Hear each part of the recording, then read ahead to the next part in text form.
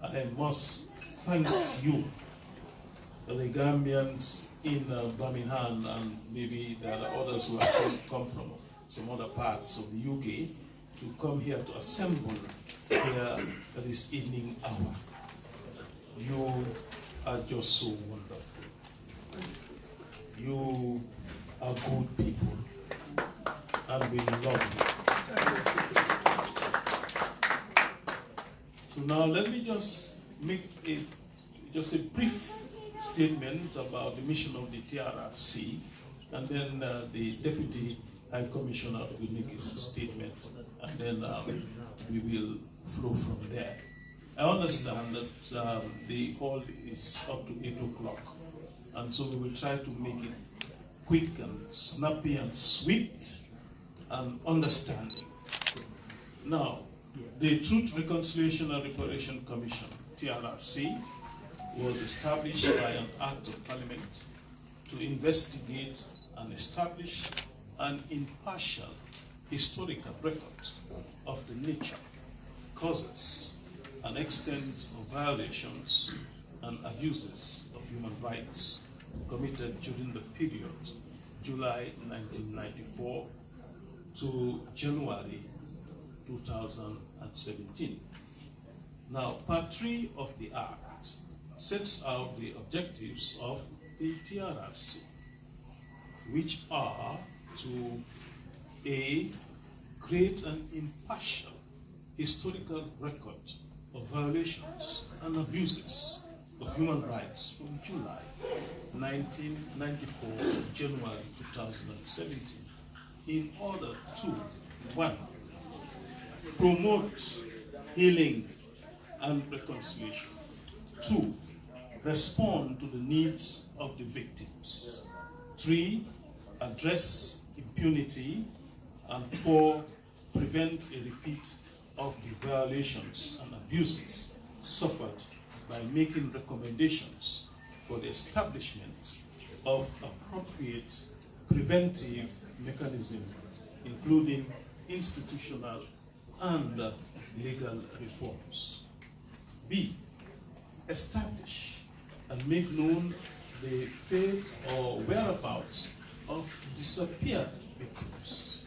C, provide victims an opportunity to relate their own account of the violations and abuses suffered, and D, grant reparations to victims in appropriate cases. The Commission was fully established in October 2018 with the appointment of the 11 commissioners and the staff of the Secretariat. It began its sittings in January 2019 and to date has held 106 of public hearings, which includes a total of 106 witnesses, women 15, that's a percentage of 14.19, and from the diaspora we had 27 witnesses, which is 25% of the figure we have received. The public hearing have continued to capture the attention of Gambians and a regular source of discussion in homes and across the country. Beyond the public hearings, outreach is another important component of the work of the TRRC. Outreach activities have played a crucial role in increasing public participation and engagement in the truth-seeking process. I'm sure when it comes to Mr. Ibu Faige's turn, you will hear what we have been doing in that area. The exact number of Gambians living abroad are unknown. However, according to the UN Department of economic and social affairs. Almost 90,000 Gambians live abroad, which is equivalent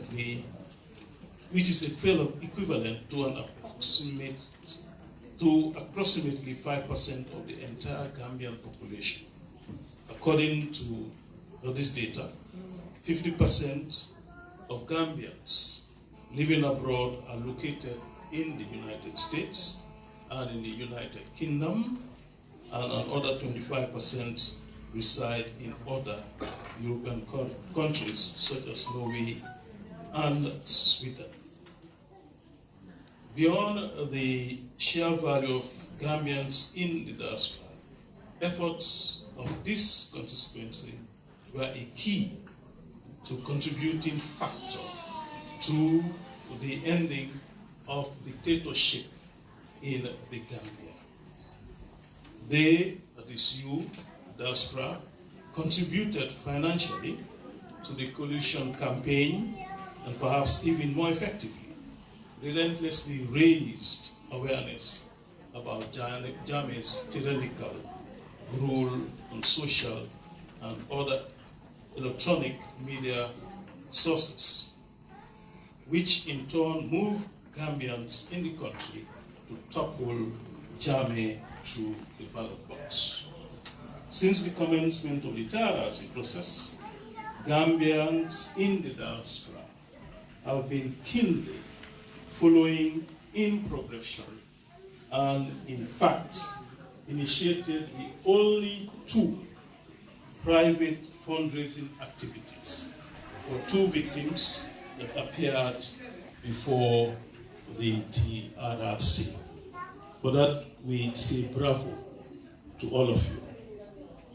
Even though you are away from home, but yet your concern is still with your home on a daily basis. And we also thank you for your keen interest on the TRRC. You are part and parcel of what the TRRC is doing back at home. And we thank you for your immense contribution and for your keen interest in following when the sittings are on, and also in your contribution in the other areas of the TRRC work. We say bravo to you, our brothers and sisters in the diaspora. You have done well, and may God continue to bless you.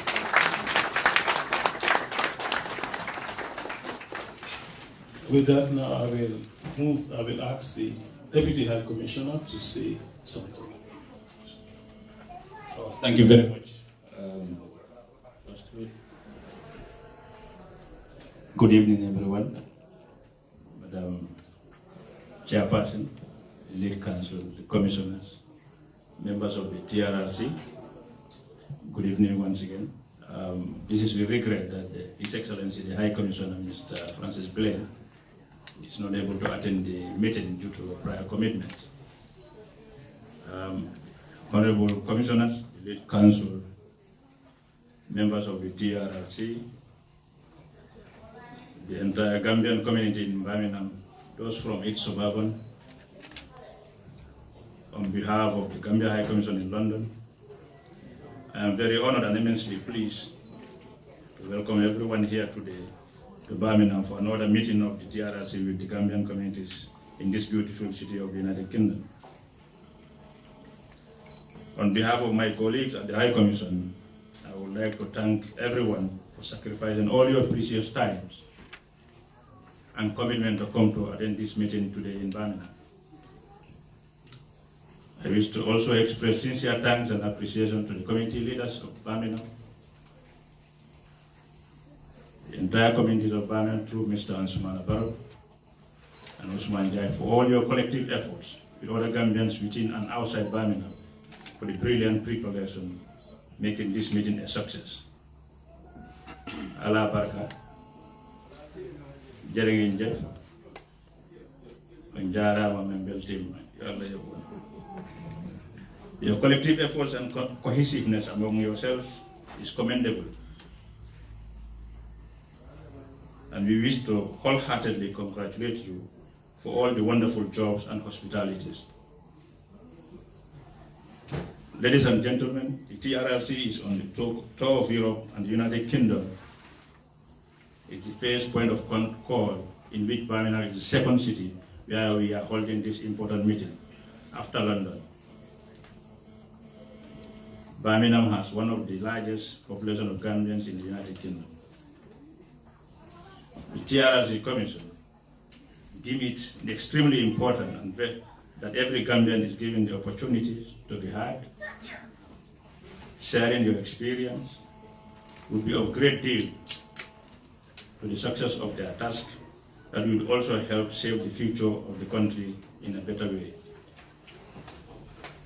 It is in view of this, we are appealing to everyone being affected of confession to come forward so that perceptions are changed.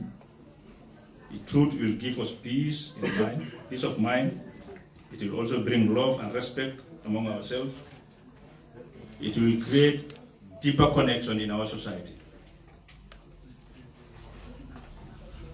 If we do not tell the truth, it erodes trust, it confuses people, and hurts them badly. The truth is so powerful because we cannot buy it. Tell the truth, or telling the truth will help in the reconciliation process, since it is the desired goals in its own merits, such as building peace, promoting human rights, and delivering justice. We are the staff at the mission, but remember, you are also ambassadors of our country in the United Kingdom, in your own ways, and it has been attested by your unlimited benevolence in making this meeting a success. We have no doubt that your generosity towards those affected would be significant in making their lives better. We wish everyone a successful participation, and we thank you for your kind attention.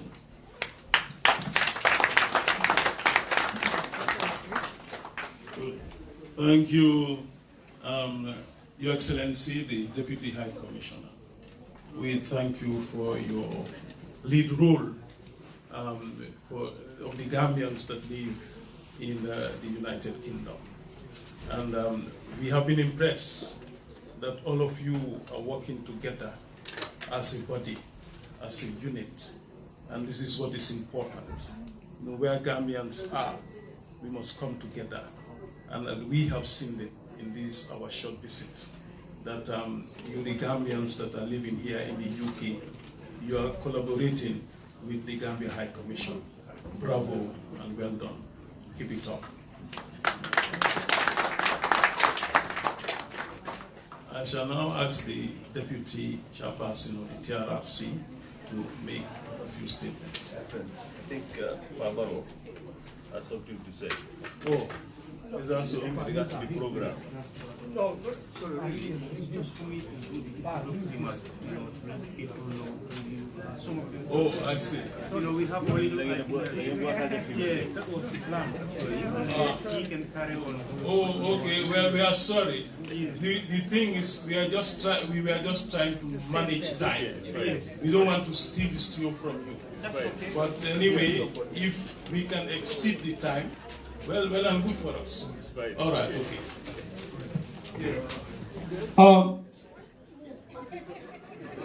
Don't worry, this is the Jaran Testament. No hard feeling. Yes, thank you very much. Actually, like I mentioned earlier, I'm the MC of the ceremony. There were just some few introductory remarks that I have in hand. It's all geared towards the whole occasion. You might have been seeing our commissioners, the most famous guy. Some only saw him on tele, but never see him in person.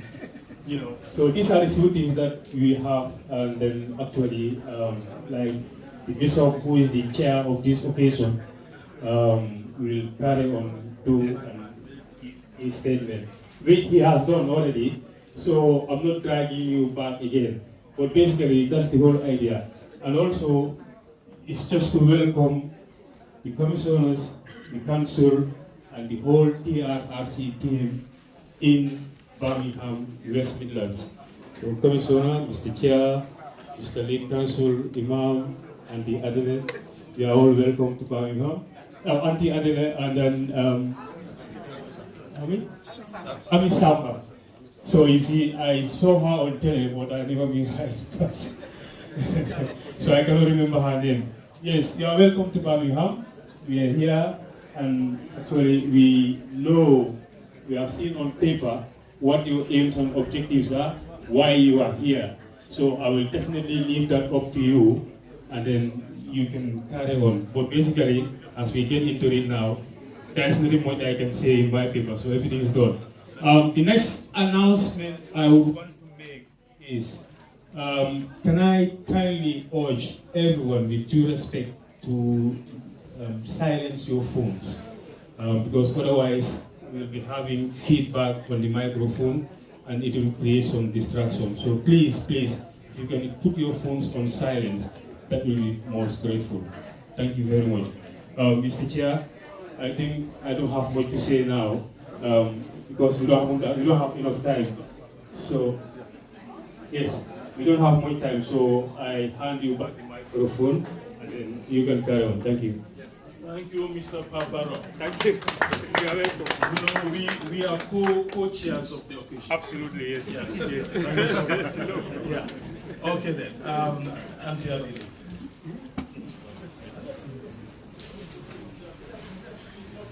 Thank you. Assalamu alaikum. I stand on the protocols of the chair and the Deputy High Commissioner, but to say how pleased we are to be here on this engagement assignment. We are happy to be afforded this opportunity to engage with you at first hand, and we all hope that we will all benefit maximally from this engagement. We, the TRRC, are aware of the different reactions to the TRRC Diaspora Engagement. Some, like you people here, are very positive about it and very happy to see us. Others are not so happy. But we respect all the positions. But ultimately, it is the TRRC that has the responsibility of delivering on its mandate. Under the Act, we are mandated to request information from the relevant authorities of a foreign country and to gather information from victims, witnesses, government officials, and others in foreign countries. We believe that that alone is enough justification for this diaspora engagement. We recognize Gambians in the diaspora as valuable partners. Bishop has already spoken eloquently about it, so I will not go into it. But we have played multiple roles in bringing about change in the Gambia. And I think that after having fought so hard to bring about that change, people do want to see sustainable change.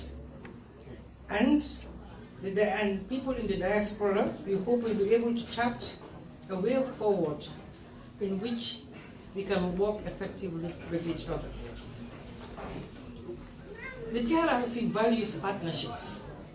And as I have said, we see the diaspora as a valuable partner in the work that we do.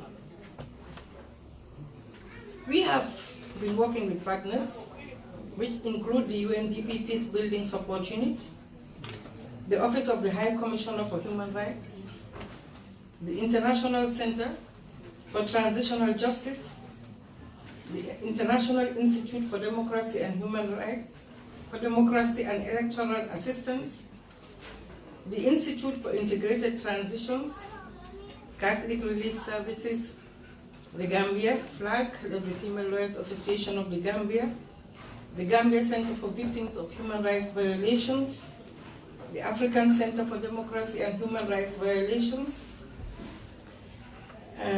Human Rights Studies, and various civil society organizations, but most notably the civil society organization Transitional Justice Working Group, the CSO Gender Platform on Transitional Justice, the Gambia Press Union, bilateral institutions such as the British High Commission, the European Union, the United States Embassy, the Qatari government, and ECOWAS, to name a few. These organizations have remained committed to providing support to the TRRC process, the capacity building through training, study tours, technical support and backstopping process, and in some instances providing financial support for operations. For instance, financial support has been provided by the government of Qatar and the EU for the transitional justice system through the Ministry of Justice. The United Nations Development Peace Building Transitional Justice PMU has provided furniture and office equipment, put in place a comprehensive information management system worth 15 million to support outreach, including simultaneous translation equipment.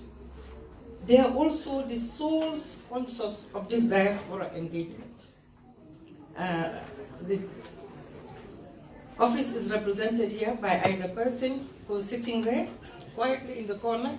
Ida, her office have footed the bill entirely for this trip.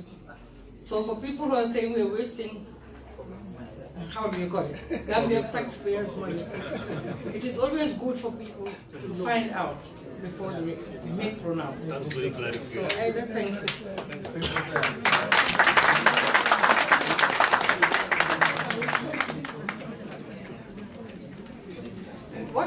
What the public see is the public hearings of the TRRC. They do not know what goes on behind the scenes. By the time we come public, a lot of work has gone on to ensure that we bring meaningful processes to the public. Now, some of these are the research and investigation that goes on, as I will elucidate, so I will not go into it. The statement taking, the psychosocial support that is provided for witnesses, whether you are a victim or whether you are a perpetrator. People do need emotional support, and they get that emotional support.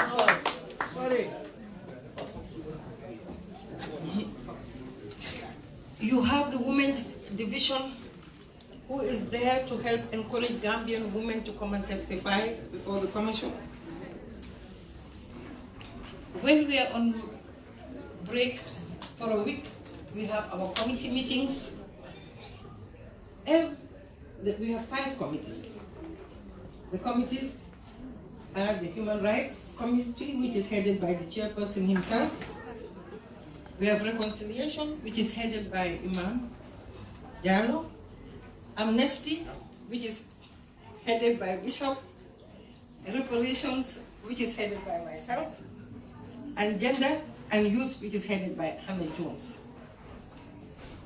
In addition to these community meetings, we do a lot of community outreach programs. And we could really regard this one as a community outreach, because you are an important component of the Gambian community.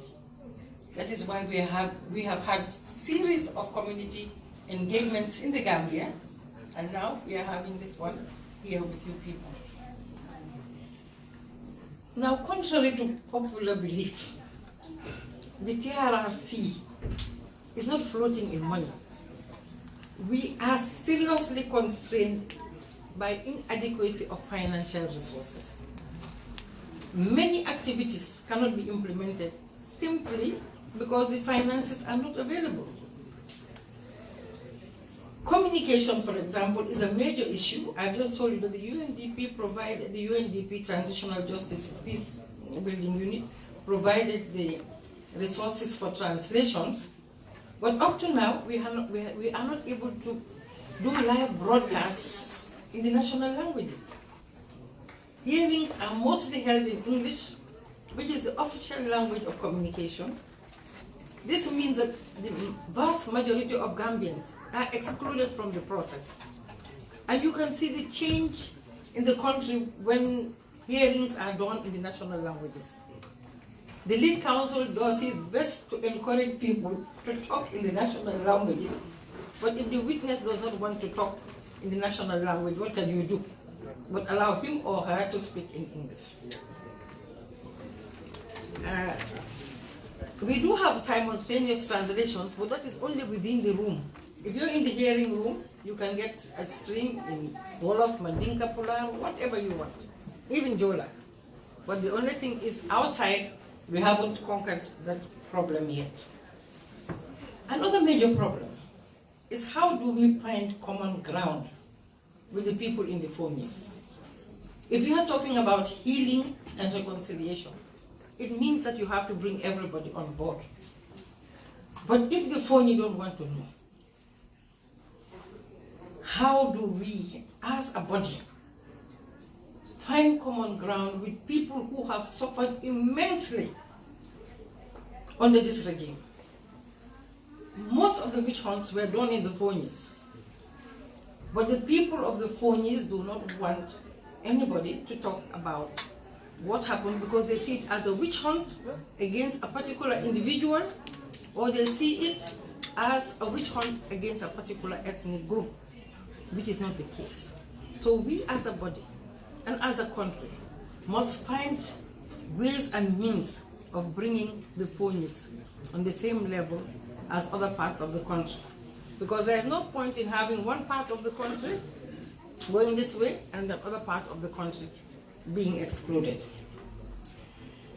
We know that they are very hostile towards the TRRC, so we are very careful when we are going into the Fonies for our own personal security. In addition, the low participation of women, especially those who have suffered sexual gender-based violence, is very disturbing. The culture of silence in the Gambia is militating against women to come and narrate their victimization to the TRRC. We are urging family members not to stop women and girls who want to testify before the commission.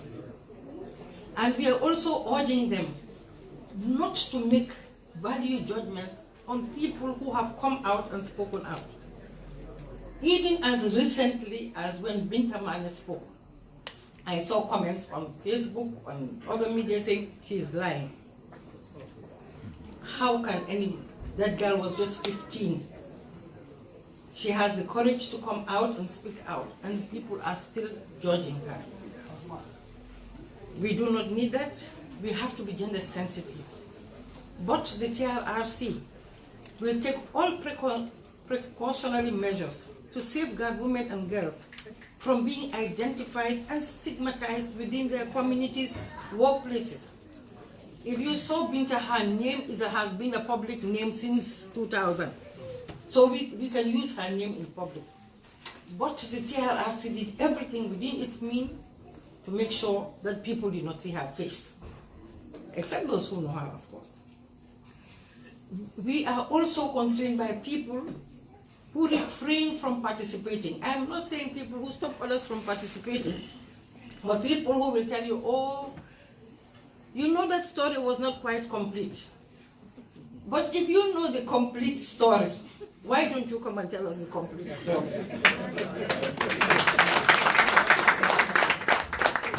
We need all those pieces so that the jigsaw puzzle will be complete. Bishop has told you we have to have an impartial record of the truth. So please, if anybody has knowledge, I'm sure he'll talk about it, of what happened, please come and tell us. Bishop is very conscious of time, but before I conclude, I would really want to make acknowledgements. Acknowledgements, first of all, of the Gambia High Commission. From the pre-planning stage to today. Today is Sunday. They could have taken a day off, but they're here sitting with us. I think that is really commendable. We thank them, and through the Deputy High Commissioner, we thank the Ambassador himself, because he called even before we were leaving to apologize for his absence.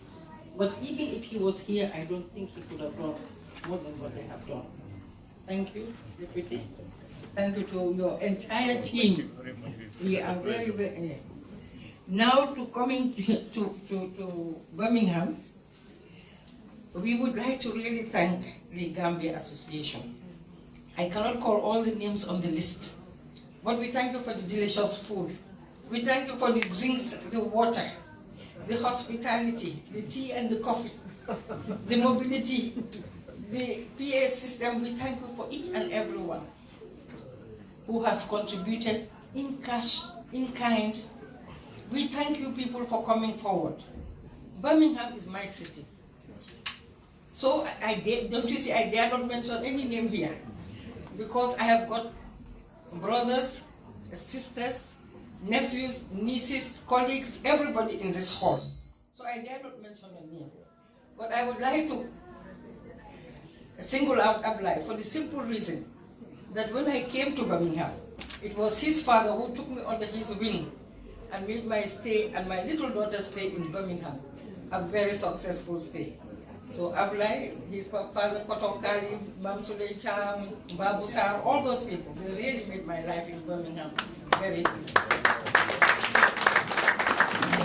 So once again, I thank you all very much for everything that you have done, and thank you for coming out in your numbers, and happier still to see the women that are here. Thank you. Bishop, Yes. I hope I didn't break your rules. No, it's okay. You've done well.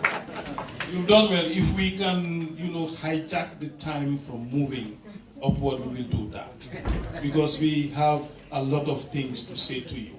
Now we will give the League Council to say something, maybe brief. And then after his brief statement, we shall invite some questions from the floor. And then thereafter, our good friend here, Mr. Ibu Fai Njai, will tell you a lot of other good things about the TRRC. Good evening, Birmingham. I'm really thrilled to be here. When we arrived, I thought we would be arriving to an empty hall. This was around 3 p.m. It was already half full. That just shows the commitment, the interest, and the organization that the people of Birmingham have with regards to this particular process. We thank you very much.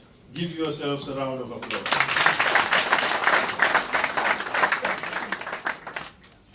Bishop has asked me to do the impossible. I am a lawyer. All we know to do is talk, and he's asked me to be brief. That is an impossible task. But it's only fools who don't heed to the advice of being brief. So I'll do my utmost to be brief. My task is to talk about the most boring aspect of the TRRC work. That is the process of really the truth-seeking aspect of the TRRC work. But before I do so, I would perhaps give you a bit of a background that we all know about. But this is a background that would just set the tone of this conversation that we are to have with you. Our country went through very difficult periods.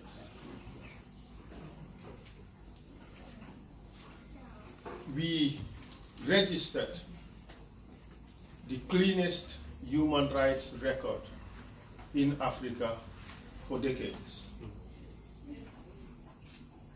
And just suddenly one day, we found our democracy hijacked, the constitution suspended, government violently displaced. And that opened the door for serious violations of rights we always took for granted. It was normal for people who had processed with the law to expect that the law would take its course in a very proper and predictable manner. we all knew what the end game would be. But after July 22nd, 1994, all those things we took for granted were taken away from us. Human rights, rule of law, were more honored in their breach than in their observance. How did we react as a people? The intellectuals ran away. Those who could challenge authority, those who knew how government should function, those who knew what the law said, were nowhere to be seen. The others, cowered in fear, stayed in their homes and would never say a word. If even they complained, their complaints would not leave the four walls of their homes. And with that silence, we started fermenting a dictatorship. And through the law, we helped perfect a dictatorship, from a second lieutenant to a Nasiruddin.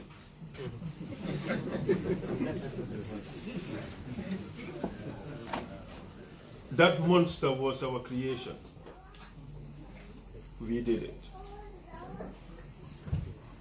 But I'm heartened by the fact that Gambians felt it necessary to come together as a people and take charge of the situation and say, we are going to end this and start to find a new beginning for Gambia.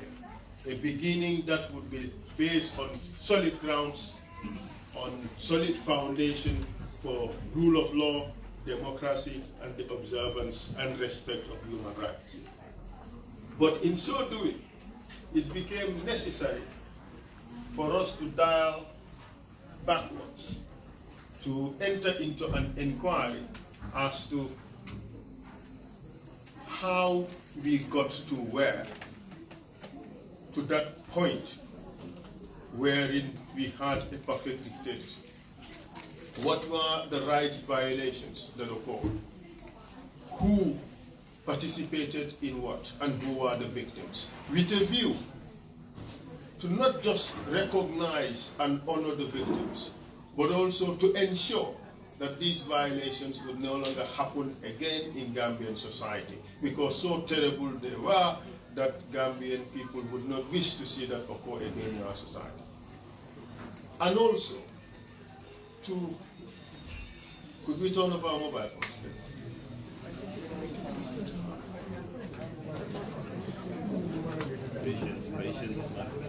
And by reason of that, a TRRC is born. How do we do the work, and what do we do? I would give a brief summary of what we do. The TRRC is basically a three-legged table. One important leg is outreach, and that is the conversation that the Commission has with the Gambian people about the work we're doing, to share your views and concerns, your observations, so that all those things will be taken on board. And that people would engage, people would take this as their own process. And we're happy to say that in Gambia, at least this process is seen as the People's Truth Commission. And the case of Yankuba Toure shows very much how seriously the Gambian people have taken the TRRC. And thank you all for that, because you all contributed to that situation. And I'll ask yourself to commend yourself for that, because the results we get would depend to a considerable extent on how much you push and support this process. Without your support, it would not be successful. But outreach aside, we have the truth seeking, which is also a very important aspect. And that is the process where we try to investigate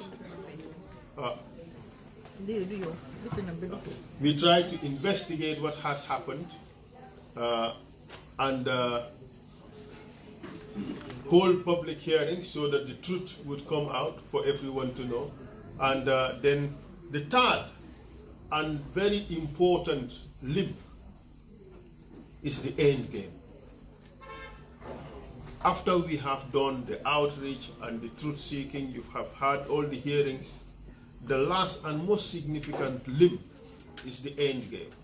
And that is where you have the reparations, that is where you have the amnesty, and that is where you have justice. A lot of people think that justice is completely forgotten in this process. No, it's not forgotten. Justice is part of the end game strategy. That is where we determine who to amnesty, that is who to forgive. That is where we conduct our reconciliation. That is where we give the reparations to those who deserve it. And that is also where we punish those who deserve to be punished. That is the end game. So it's a three-legged table. But for the purposes of my presentation, I would want to talk about the truth-seeking part. Auntie Adelaide did mention that there is a lot of background work that happens before you see a witness testify. In fact, we spend more time with a witness during the investigative stage than during the hearing. But for your information, the law requires that we establish who are the victims. We need to know who they are. We need to also know their numbers, because we need to know the magnitude of the violations that occurred in our country and the types of violations. So, and for that purpose, there's a system of filing complaints. Victims are expected to file complaints about their victimization. If you do not file complaints, it means you have excluded yourself from the process. That is, if you're a victim. So we'll encourage all of you. If you know of a rights violation, or one of your friends, uncles, sisters, brothers is a victim, encourage them to embrace the process and fill a complaints form. It doesn't necessarily mean that once you fill a complaints form, you are going to be a witness. No, the two streams are separate. They sometimes merge, but they are different. After filing of complaints, the TRRC has to decide on that application whether this person can be called or whether that person qualifies as a victim or not. Because there are certain legal consequences. If a person qualifies as a victim, that person is entitled to reparation. So if any one of you is a victim, please file an application. And there is one important reason why all victims should file applications. And I'll explain why. At the end of the day, we have to decide whether the violations that happened in Gambia amounted to crimes against humanity. And that has serious legal consequences. Some elements of crime against humanity are widespread or systematic attack against a civilian population. That is, widespread or systematic attack against a civilian population. Those are the chapeau elements for crimes against humanity. So if people do not file victim applications, we may not know whether those violations were widespread, because the numbers of people who would have filed would be very small. So people should file so that we can be able to accurately capture the magnitude of the violations and therefore be able to make that pronouncement as to whether it was widespread or whether it was systematic. That is important. So that's why we also encourage people to file applications. After determining whether a person qualifies as a victim, the benefits or the privileges that that person should be accorded would have to be given by the TRRC. This is, in some instances, you have victims who need immediate medical assistance. We have to provide that. There may be victims who need things, advice, counseling, and so forth, which the TRRC can provide, the TRRC will provide it. But more significantly, at the end of the day, the person would be entitled to reparation. And what is reparation in this regard? Mr. Njai will talk about it. But it can even mean restitution of one's honor. It can mean recognition. It could mean financial compensation. So there is a lot that a person can benefit. But after we have met with a victim, and the victim has filed an application, a complaint, we have to look at it and assess whether this person should be called as a witness or not. But you would ask yourself the question, to be called as a witness to come and talk about what? The TRRC as a commission has sat at the beginning to determine the types of subjects the commission would want to investigate. And we established about 26 themes to be heard. And I'll just give you a brief rundown of some of these themes. We first looked at the 1994 coup d'etat. Why the coup d'etat? What are the circumstances that prevailed that made the coup d'etat easily successful? What were the institutional failings? And who participated and in which manner? Who did what to enable the coup d'etat to be successful? I mean, those of you who listened to those hearings would now know most of what happened during that period and the truth behind the coup d'etat and so forth. Even though there were lots of theories and lots of speculations, now we know what has happened. The coup d'etat aside, we looked at the attack against politicians, former politicians of the pre-1994 era, and the attack against the new parties that came up, say for instance the UDP. We've looked into all that, the attack against political opponents of Jammeh in the immediate aftermath of the coup. For that you've had witnesses like MC Cham, OJ Jallow, and Usain Dapo, among others. We also looked at the muscling of the media, how Jammeh attacked the media in order to ensure that there was complete silence and no opposition to his authority. And for that, we've had the Secretary General of the Gambia Press Union and representatives of several media houses and a number of victims. We also looked at the purging of colleagues within the AFPRC, like, say, how Jammeh treated some of his colleagues, Sana Sabali, Sadibu Haidara, and so forth, in order to perfect his, or to strengthen his dictatorship. We also looked at November 11. We also looked at the killing of Usman Kurosise. And we looked at, the last two topics we looked at included the junglers, that is the Jammeh killing machine, and we also looked at the April 10, 11 student massacre, which we call denial of the right of demonstration, because all these were done to ensure that Jammeh strengthened his dictatorship.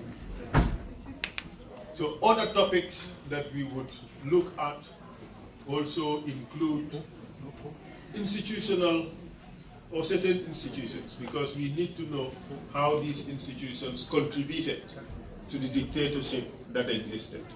We would look at the NIA, how it served as an institution for torture, our equivalent of the Star Chamber. We also would look at the prison service. You remember Jammeh used to boast about my 5-star hotel. So every opponent, I will send you to my 5-star hotel. That was a way of ensuring that there is no opposition. We would have to look at that five-star hotel, why it was such a potent weapon for Jammeh. We have to look into that. But significantly, we would also look at the Ministry of Justice. And why the Ministry of Justice? We all know that our constitution is in fact the most bastardized document in Gambian history. 57 amendments in 20 years. Why those amendments? That was supposed to be a people's constitution. It was the people who determined what was to be in it and voted for it overwhelmingly. So if we have decided that this is the way we want to be governed, how is it that in 20 years it has changed so fundamentally? We want to know how and why, and who did what to make those changes. When we did the Yankuba Ture issue, I had an interesting revelation, a big eye-opener. I haven't practiced law in Gambia for over 20 years. And to my greatest shock and horror, I saw that a law that was passed illegally in Parliament was adjudged by the Supreme Court to be illegal and unconstitutional. But that law found itself in the constitution of the country. How on earth would that happen? It's shocking. That is the betrayal of a nation. Who did that? We want to know. And there are other travesties. Some of the laws that were passed, what were the people told before those laws were passed? And what really did we know at the time would be the natural consequences of those laws? Take a look at some of the decrees. We all knew that those decrees were definitely so draconian, worse than colonial laws, definitely intended to be able to enable to enable a dictator to put people in jail for a very long period of time. So all these things would be looked into. Essentially, we would look at every important issue that helped to create the dictatorship or that helped in the rights violations that occurred in Gambia throughout the period. We would not leave any stone unturned. After all these, or during the process of these hearings, there are certain important issues that would come up. You all know that not everybody who gave a statement can be a witness. We have seen in social media people saying X person should be a witness, Y person should be a witness. Well, first of all, X or Y have to come forward and give a statement before X or Y can even be considered for selection as a witness. So those of you who have information, please come forward and provide that information. It is only that way you can participate in the process. But once we receive statements from witnesses, we have to do what is called a witness selection. And there are lots of criteria for consideration. One is whether this person is credible. You don't want us to bring liars to you. You wouldn't gain anything from their lies. We want to know the truth. So credibility of the witness is key. That is important. But the value of the story the person has is also important. If what the person wants to talk to us about what happened in 1981, that is out of our mandate. No matter how interesting it is, we can't hear that. So what the person has to tell us should be of significance, should be germane, should be relevant to, or should directly be covered by our mandate. We also have to think about other factors, like the security risks against that particular witness. If by bringing the person as a witness would so badly expose the person to security risks that we cannot mitigate, there's no point calling that person. Because we investigating rights violations, you don't expose the person to a security threat. That, I mean, it's like, you know, Jelbuki Sulibuki. you don't want to do that. So we don't want to expose people to unnecessary risks. And that's why we do security risk assessments for each of the witnesses that appear before the TRRC. So if you know of people who have some information and have even volunteered, don't be quick to suggest that, oh, the TRRC is not calling these witnesses because we have a reason, we have some nefarious reason for not calling them. No. We are only interested in the truth and would call those people we believe can assist us to arrive at the truth. But witness selection aside, after all witnesses have been heard, the next step in the process is to hear those people who are adversely mentioned. You have to give them the opportunity to come and vindicate themselves. And that is why you have seen the junglers, they have been called to come and testify so that they can vindicate themselves. You have seen most of them have confessed to almost all the crimes alleged or violations alleged against them, except that in some instances, okay, they would deny certain. But that is natural also. You don't have to come and accept something you have not done. So we have to give everybody the opportunity to come and vindicate themselves. The question is often asked whether they are allowed lawyers to participate. Yes, they are allowed lawyers to participate. But before then, we advise them what the law says, how they can access the system. You have seen that so far, it's only one of them who has exercised the right to be always advised by a lawyer before he does anything. And that is Yankuba Ture. But all the others decided to, maybe they just trusted our guidance and they embraced the process. After the issue of the adversely mentioned persons, the next thing we should consider would be the issue of amnesties, the issues of reparations, and the issues of the persons who are to be tried before court for having committed crimes. But this is essentially the TRRC process. I am sure that there are lots of questions that may come, particularly regarding release of the junglers, adversely mentioned people, and things like that. We'd be happy to answer those questions. In the meantime, I leave it at that, and so that Mr. Jai would also have time to tell us other things that are done behind the scenes, mainly pertaining to victims. Thank you very much.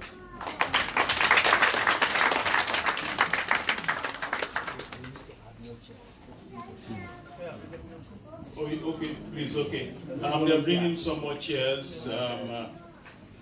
In the interim, I just want to thank the lead counsel, Mr. Esa Maifal, for his presentation. I know you have noted. And so we're going to give 25 minutes for questions and answer session. 25 minutes. So we'll be taking, while they're fixing the chairs, we'll take 3 sets of questions to begin with. So if you want to ask a question, please can you show your hand up? Yes, brother. Yes, yes. 1, 2. 1 more. Where's the other one? Okay. 1, 2 here, and 3 there. Yes, 3 for now, and then later on we take the other 3. So, brother, you can have the mic.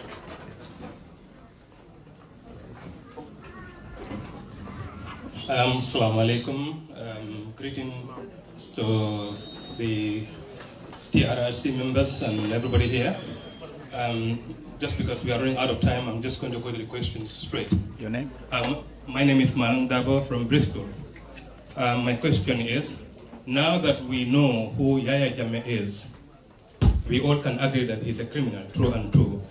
Is there any possibility that the TRRC can make a recommendation to the Supreme Islamic Council that have given him the title Nasiruddin to be revoked? That's my first question.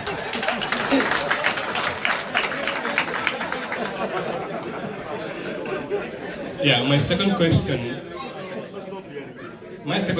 is to the Imam, my Imam, Assalamu alaikum.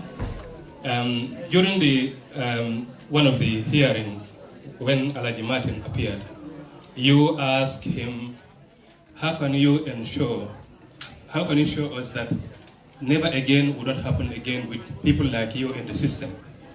What is your recommendation to either to the army or to institutions like that, with people like Alaji Martin still in the system and serving us as our security? Are we really safe? That's my second question. And then the third one, that was another question, but of course Dr. Sise is not here, but he once asked Malik Jata whether he had committed the crime before he was sent to Darfur. Now that we have people like that in the system, and there exist international missions all the time from our armies and our securities and everything like that, are we going to send people that have committed virtually horrendous crime against Gambians? Are we still going to send them to other countries, broken countries, for them to guarantee their security when they couldn't secure or guarantee our own right and security at home? That's my third question. Thank you very much.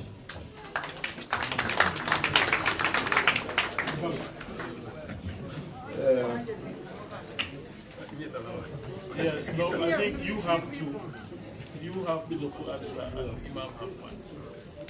I thought you were taking the thing out. Yeah, it's one person now. Second.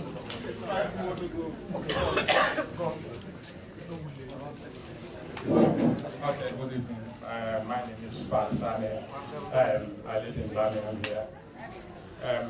This question goes to Mr. Fahad or Adi Adede. I just want to ask about 10th April, the killing of Mr. Omar Barrow. I was with him.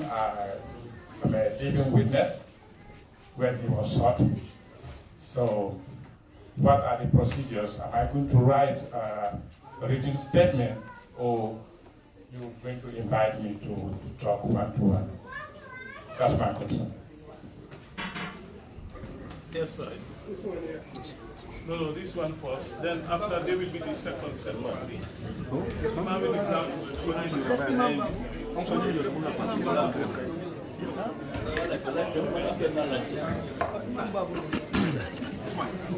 Good evening, members of the TRRC.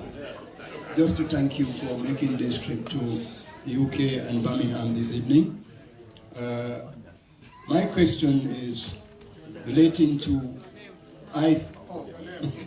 my name is Falsane. It's unfortunate that two Falsanes are here. We all come from the same village and we have the same name, but I'm senior anyway. All right. I hope that explains it. My question is about the TRRC mandate in terms of recommendations to the International Court of Justice. My understanding of human rights violations, especially very serious human rights violations to IEC, are based on, if I had one time, one Ami Bensouda, the prosecutor, she was being interviewed by one of the journalists, I think Al Jazeera, and the question to her was, you are a Gambian, you are the IEC, and these are violations happening at your doorstep in the Gambia. But she said, well, it was not part of our mandate, one, and secondly, the issue of human rights violations or violations against humanity need to have thresholds that need to be reached before you submit to the IEC or before IEC can make any follow-ups to those situations. So I don't know, as far as you are concerned, the TRC at this point in time, following the revelations coming to you, is there any plans in terms of forwarding your case when you think that enough ground is covered to make these recommendations to the ICC? Sorry, thank you. Right, we've got three sets of questions from three individuals. We will allow Mr. Pal to answer those, and then after that, if we have time, we take 3 more sets of questions.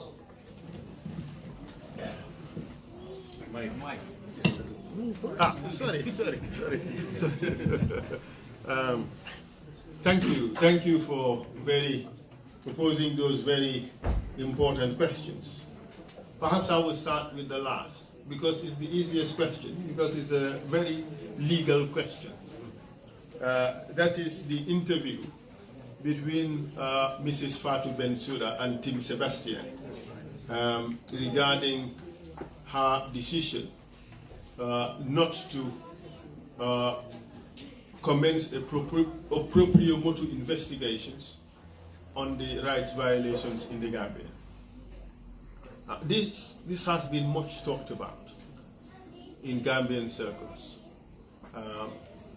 And there are 2 aspects to it. One is the political angle or the moral angle, and the other is the purely legal angle. Mrs. Bensouda spoke as a lawyer and as a prosecutor at the ICC.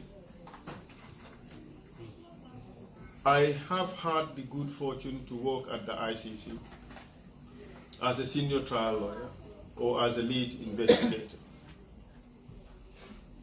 So I know how the ICC works. You've raised the issue of thresholds and so forth. Let me explain these concepts very briefly. The ICC's mandate is limited to 4 types of crimes: war crimes, genocide, aggression, and crimes against humanity. The only possible crime that could apply to Gambia was crimes against humanity. But crimes against humanity has a set definition. That is, the crimes have to have been committed in the context of a widespread or a systematic attack against a civilian population. Right? But in furtherance or in pursuance of a state or organizational policy. But all that said, there is also a threshold element. It has to be of sufficient gravity to warrant the intervention of the ICC. What is grave enough is relative, and there's been different definitions of gravity by the courts. Say Gambia's population, when Jammeh took over, was a little over 1 million. Would you say the disappearance of, say, 80 people, would you say it's sufficiently grave? Would you say the torture of maybe 1,000 people over 22 years, would you say it's sufficiently grave? I really do not know the answer to it. But to launch a proprio motu investigations, the prosecutor has to be satisfied that there is some evidence, credible evidence, on which to ground an investigation. And she does not also have the authority to just do the investigations. She would have to apply to the court, and the court would give her authority to do so.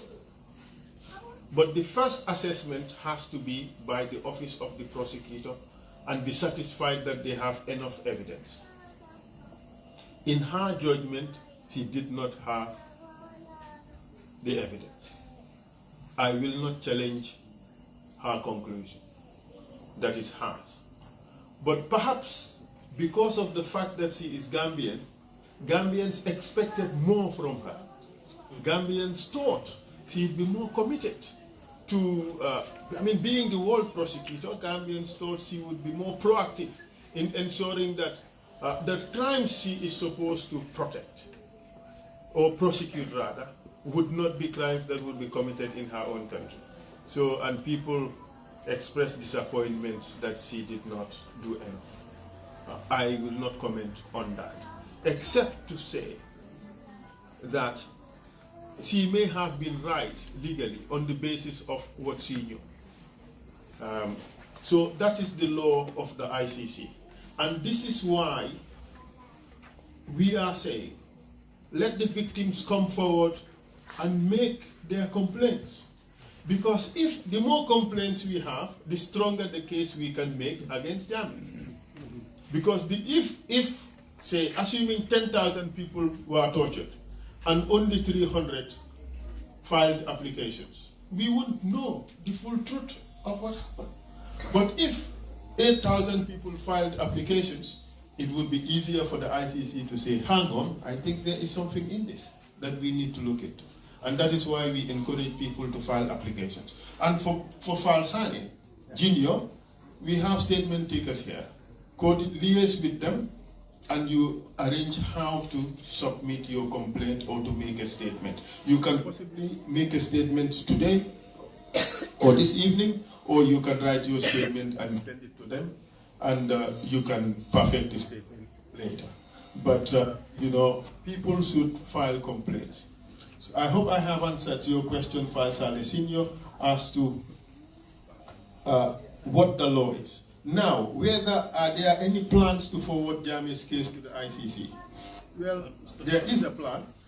Just a short announcement to be made. I understand that the Imam wants to leave, and there are 2 cars blocking his car. Registration number UN 61 DFF is a Vauxhall. UN 61 DFF Vauxhall. And the second car is RJ 15 XCY BMW. RJ 15 XCY BMW. Please assist the Ilman. And because if you are blocking someone, please, you can go now, seize the opportunity, and unblock them. Please. That's a good one. Thank you very much. Thank you very much, Jamarex. Fox DJ. So, the TRRC statute says that at the end of the day, we have to identify and recommend for prosecutions those who bear the greatest responsibility for the violations committed in Gambia. I ask you the question, who is the main person who should be prosecuted for the crimes committed in Gambia? So the answer is quite obvious. So whether we can refer him to the ICC depends on the conclusions that we reach. If we find at the end of the day that the violations amounted to crimes against humanity, then all we can do is recommend him for prosecution for those violations. It depends now on the government of the Gambia to say, we refer the matter to the ICC. It is their choice. Côte d'Ivoire, they did it. They referred Gbagbo to the ICC. He's scot-free, because that was perhaps politically motivated. But ours is at the backdrop of an investigation, so one could say that there would be legal basis. Kenya, they referred their cases to the ICC. Congo, they referred their cases to the ICC. So we can also refer Jammeh and his cohorts to the ICC. So, but then before we are able to do that, we have to conclude that the violations amounted to crimes against humanity. So I encourage you and all the people that you know who are victims to come forward and file victim applications. So the questions for the 2 Falsanis have been addressed. Now, with regards to Mr. Omar Barrow, sorry, yes, that's Falsanis, yes, that's right. So now this issue of sending perpetrators on peacekeeping missions. It's interesting. Ordinarily, the UN does not necessarily vet for violations, for crimes, because you would expect that criminals would not be serving within the forces. And there are 2 aspects of it. You have the CIFPOL, those are the peacekeeping police officers, civilian police, and you also have the military observers or military contingents that are sent, deployed for UN peacekeeping. The peacekeepers, the CIFPOL, those people are vetted and they're given an examination. So you would expect that the police would vet them for character as well.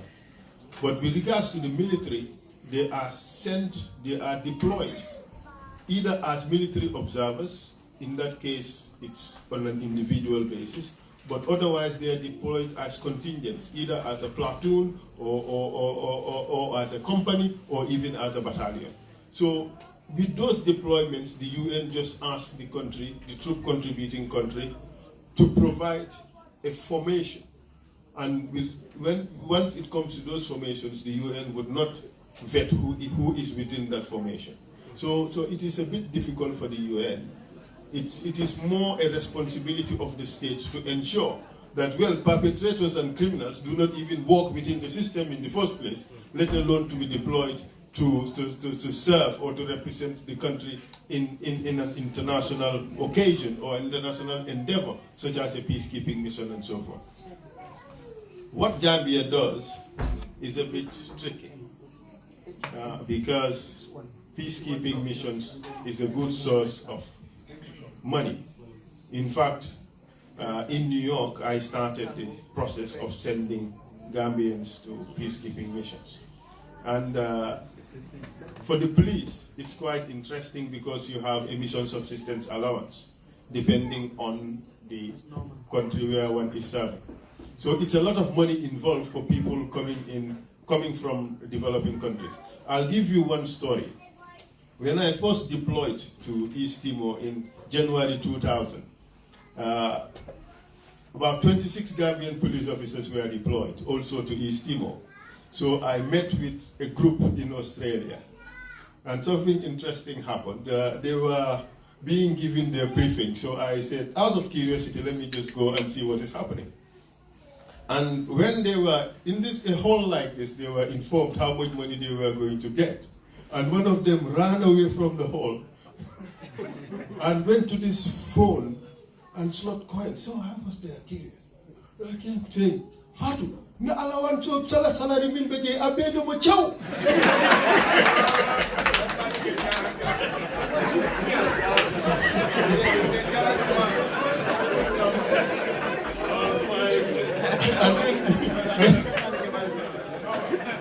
Okay, that's a very good one. That's a very good one from Mr. Far. Now, the actual card that is really blocking the Imam is this number. HN61DFT.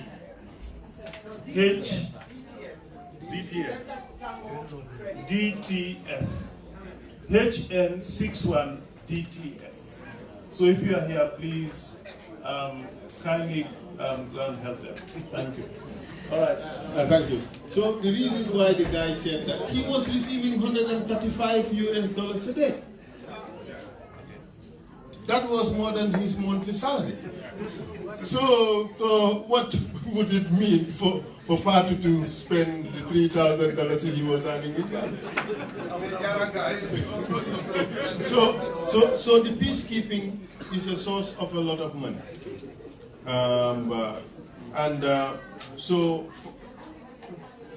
in many countries, people would deal in who would be sent on peacekeeping. So don't be surprised that the peacekeeping became a source of reward for Yahya Jammeh, for loyalty. If he wants to buy your loyalty, they make sure you go on peacekeeping. So, but the UN cannot vet against that. But you could see how Dr. Cisse reacted when evidence like that came at the hearing. He was horrified that these people worked so hard to perfect a system for the world. And here are people from his own country abusing that system. I'm sorry that many of our people who we sent to represent us are not people who are fit to do so. Okay, revocation of Yahya Jammeh's title. Well, unfortunately, that is not a rights violation. Maybe it should qualify because it's so terrible. but we do not have the mandate to deal with that. Perhaps as a person who is very much involved very faithful and very involved in your religion, you should write to the Supreme Islamic Council and tell them that this person on whom you have conferred this honor is not fit. And ask that it be revoked. But I think that at a point he shied away from using Nasiruddin. I think, okay, the people in the system, that's a question for Imam, and I would hand over the microphone to him. Thank you. Mr. Chairman, Deputy Ambassador of the Gambia, ladies and gentlemen, this question I personally asked the gentleman concerned as to what was he doing in the system after he has been so much involved in killing Gambians or torturing Gambians or causing bodily harm or other forms of evil on Gambian people. The answer is very easy, but it's also very difficult, because I am not legally minded. I ask the question simply out of feeling and out of anger, because I cannot understand, I could not at that point in time understand why this should happen. But then there are legalities, as my brother here has pointed out. Some of them are far beyond us. So for them to still remain in the service, it is another prerogative of another person, not us as a TRRC. What we are doing, if I understand the point, we are trying to get the truth. And that's all we are really interested in. When finally the whole truth is known, it will be submitted as a recommendation to the Honorable Minister of Justice and to the government for action. But then in their own way, if they have decided to keep people in the service who have been involved in some other forms of crimes, then we really as a TRRC can do nothing about it. It's a matter for the Honorable Minister of Justice, and you have seen circumstances of this happening. For example, when those junglers were freed, there was a lot of noise. But he came to us, we invited him to explain to us what had happened and why was this happening. His explanation was straightforward. He said he had thought about it. This is a problem that is his own personal problem and is on his head. That's the way he put it. So he's torn between the law, the right of the person, and other factors. So he has decided to take a factor that will best suit him to qualify the probably freeing of those junglers from jail. Well, that is his personal responsibility. But as far as the TRRC is concerned, we are still working on these things, and we will finally make the final submission to government as to what should happen. Thank you very much. Thank you, Imam. Yes, we now take the next 3 sets of questions. Now, okay, let me see. How many of you there? 1, 2, 3. Why is it female? Make it 4. Okay, now, Make it 4. well, let me see you. One with the blue shirt, yes. 3, and the lady 4. All right, okay, brother. Can you give him the mic? Which one? This one with the full. Yeah, thank you very much. My name is Ajo Gassama, and I would want to welcome all of you to our own version of the TRRC here in Birmingham. So we got a couple of witnesses on the high table.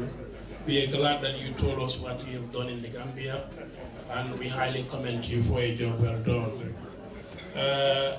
Auntie made mention there are a lot of challenges in terms of financial constraints they are facing.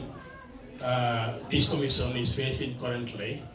And my question is, when they mandated you people to undertake the TRRC's process, was it not adequate costing to ensure that all the financial challenges you may face are addressed?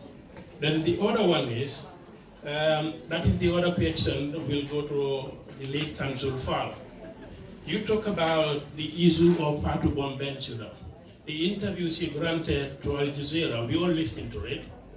And then you made mention about crime against humanity could be, one of the characteristics could be in pursuing a particular group. That happened in Gambia when Yahya Jammeh decided to go against the people of Fonyi, give them a lipo in the form of a witch hunt because he said they have eaten his auntie. So that is a specific group where he targeted, and due to my ignorance in the law, that to me is a pursuant of a particular set of group. And to me, that is a crime against humanity. And also threatening to kill Mandinkas, also a specific group, those are genocidal intent, which I believe could constitute or amounted to crime against humanity. Okay, I have another question again. Sorry. Now, behind your curtain in Banjul, you indicated that truth shall set you free, no matter how grievous your crime may be. Does that mean that those that you constitute think that they have already tell us the truth, no matter they have been a terrible, notorious killers, they shall be free based on your recommendation? Thank you very much.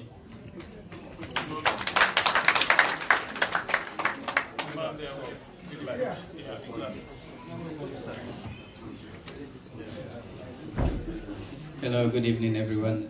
I'm Suleiman Jeng. I've got a couple of questions to ask. The first question relates to what is your definition as TRRC of a victim? Two, I've listened to Auntie Adelaide spoke about Fonyi as being a controversial area. Now, in your deliberation, you said, as a nation, you cannot have one group heading one way and then the other group heading another direction. So what is the effort and what have you made to ensure Fonyi is brought back to belong to the nation and to work in the same direction? The final question relates to never again. When you say never again, in my perception, it means something that would never reoccur because it has occurred in the past. Now, we've observed during Jammeh's time, the security has been used as an extended political arm of the executive to exert a lot of terror on vulnerable citizens. Now, I've also seen that happen in relations to the 37 youths. So what does that never again mean to you? Thank you very much.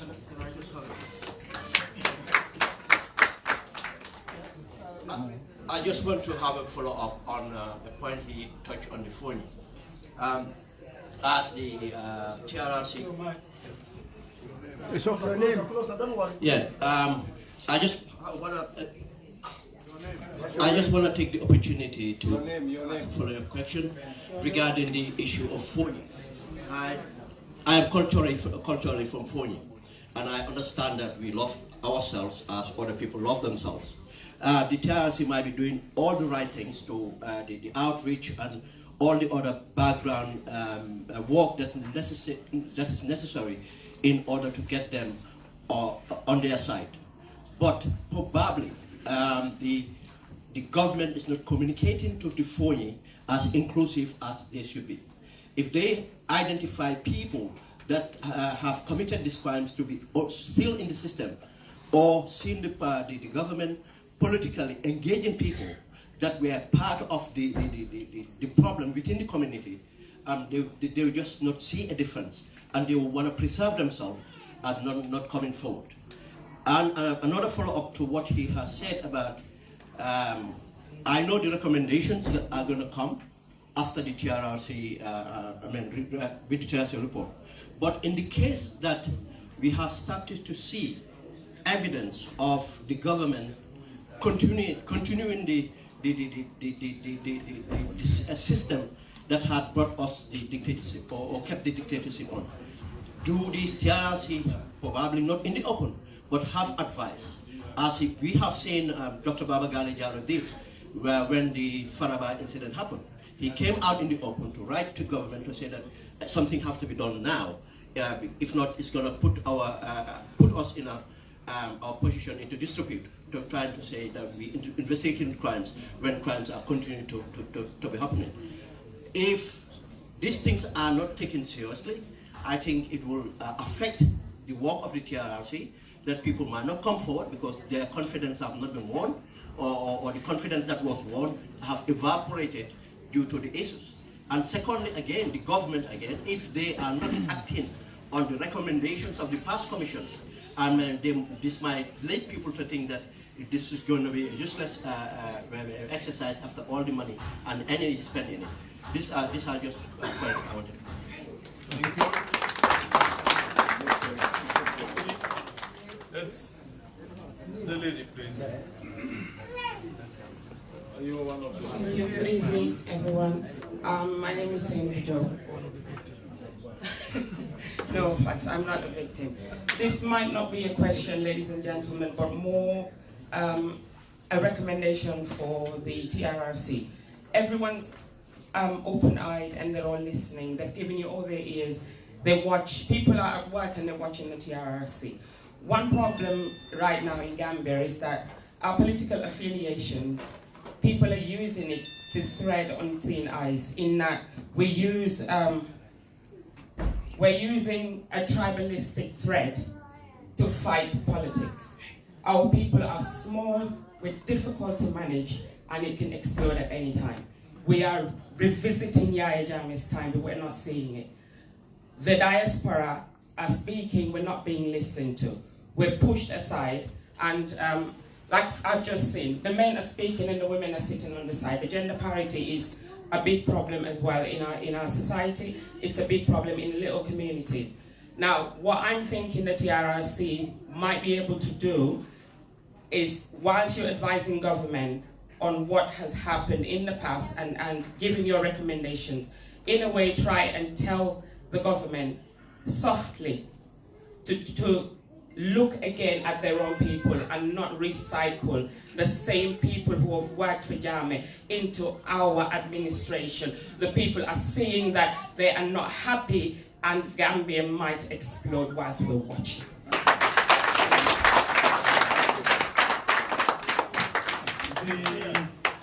Before you, the gentleman who spoke before this lady. Your name? My name is Suleiman Ben Swar. Okay, thank you. Thank you. Okay.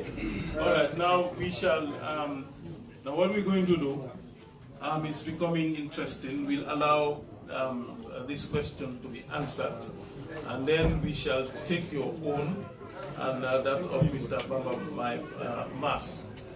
And that lady there. Okay, 3. So we'll manage this one first, and then we'll take the 3, and then after that we'll allow Mr. Ibu Fainjai to do his own presentation. Thank you. I would try as much as possible to answer the questions asked. I would start with the last, always easier, the question by Zainabu Joku. Tribalism is one of the biggest problems in many African societies. We have seen how tribalism has desecrated Rwanda. We have seen how tribalism has broken down the former Yugoslavia. We don't want that to happen in Gambia. We have seen what it has done in the Sudan. 300,000 black Africans killed in Darfur. We don't want anything like that to happen in Gambia. I think it is the responsibility of every Gambian to promote and encourage one Gambia and one people. But that is politics, and that is outside the mandate of the TRRC.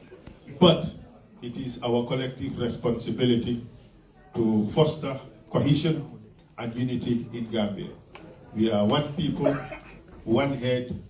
We should not be broken or divided or dissected into various ethnic groups and so forth. That said, I would, on the issue of telling the government not to recycle perpetrators, the TRRC process requires first to investigate, arrive at the truth, and be able to make findings and recommendations. We have not yet arrived at that stage where we can make findings and recommendations. Hopefully, in the interim report of the TRRC, we may be able, on some topics, to arrive at conclusion and make findings, and also to make recommendations to government about the fate of certain perpetrators who are still in the system.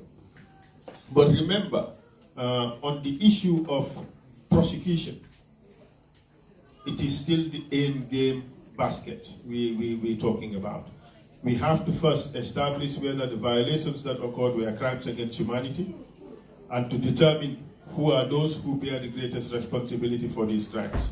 Because we can only recommend for prosecution those who bear the greatest responsibility, not all perpetrators. We also have to determine who is entitled to amnesty. So unless and until we conclude the work, we won't be able to make certain meaningful recommendations with regards to perpetrators who are still in government. But government has a responsibility. Government knows who some of these perpetrators are. It's up to government to make certain decisions regarding those people. I know that in the case of Alade Martin, he was suspended. In fact, you also know about Koli, who was a corporal in the army who killed Fafanyang. Koli was also suspended. So government has a responsibility to act, and in some cases it has acted well. So perhaps maybe one can expect more proactiveness on the part of government. But too, government is concerned about the rule of law, about the justice of its actions. It cannot be investigating rights violations by perpetrating other rights violations. These people have to be fully investigated, adjudged to have been responsible for certain violations before consequential actions are taken against them, punitive actions for that matter. So it would not be fair for there to be just an allegation about A, and then they just arrest A and send the person to mile 2. They'll be acting worse than Yaya. So the government has to be careful what it is doing, and I think the Ministry of Justice is very much alive to that. In fact, I have had interviews by the Attorney General. He is saying exactly that. They have to observe and respect the law. And we would, as a commission, encourage that. And the question as to whether let me just go back to the very first questions. Was it by Mr. Jeng? Yes, Mr. Jeng. What is the definition of victims? Mr. Ibunyai will talk about that. And it's in the Act, I think it's section 2 or thereabout. Ibunyai will talk about who is a victim. What are the efforts to ensure that the FONI is brought back? Perhaps maybe one of the commissioners would address that, but I can tell you already that there is a lot of outreach work going on.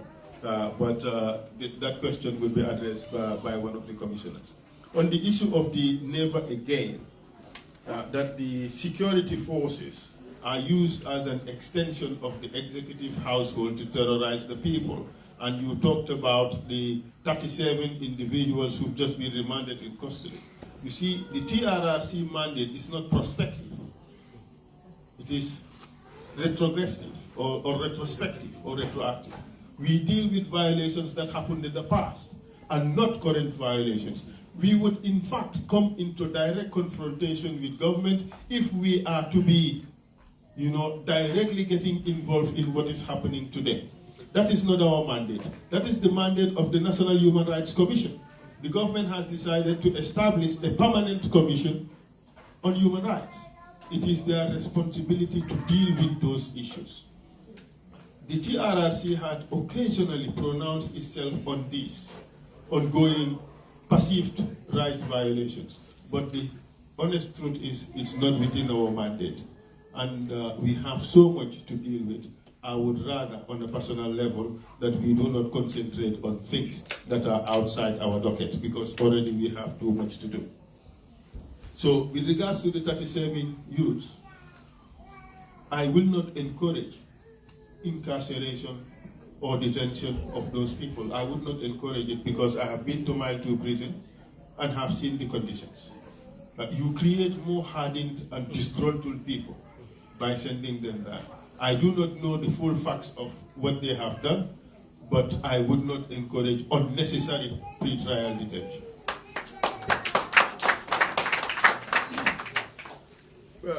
Whether the government would act on our recommendations, we cannot attribute bad faith on the government at this stage. The work has not yet been done.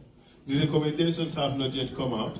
We have to expect that there would be regularity in government, that things would flow accordingly. We have seen that the Faraba recommendations have been implemented to a large extent. At least the government that established the commission would want to see really the real fruits of their enterprise are used in the best way possible. So I would think that the government would consider seriously the recommendations and would implement those it think would advance rule of law and strengthen our democracy. I would wish to think so. But until we cross that bridge, we would not know what would happen. But as a people, you have a responsibility. So I leave it at that.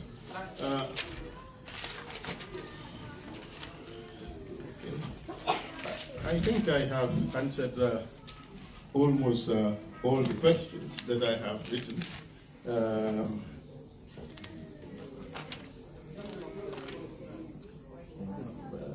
Just a moment. Is there any question I haven't answered? That's all. I think, yes, I think I have answered all. You haven't answered my question. Yes. Okay. The right violation now. Yes. Let me come to that one. It was a very legalistic issue. Yes, the issue of adequate costing of the TRRC process. I think there's a costing, there's a budget and all that. But reparations, you can never adequately budget for reparations. And that is why we are here also seeking funds from you people. So we expect that Birmingham, you will contribute generously to recommendations. In the US, they contributed quite a lot. Your organization is the best from what I have seen. So don't allow New York and Seattle to beat you in terms of contribution. So contribute generously, huh? You promise? You promise? The bucket will be full.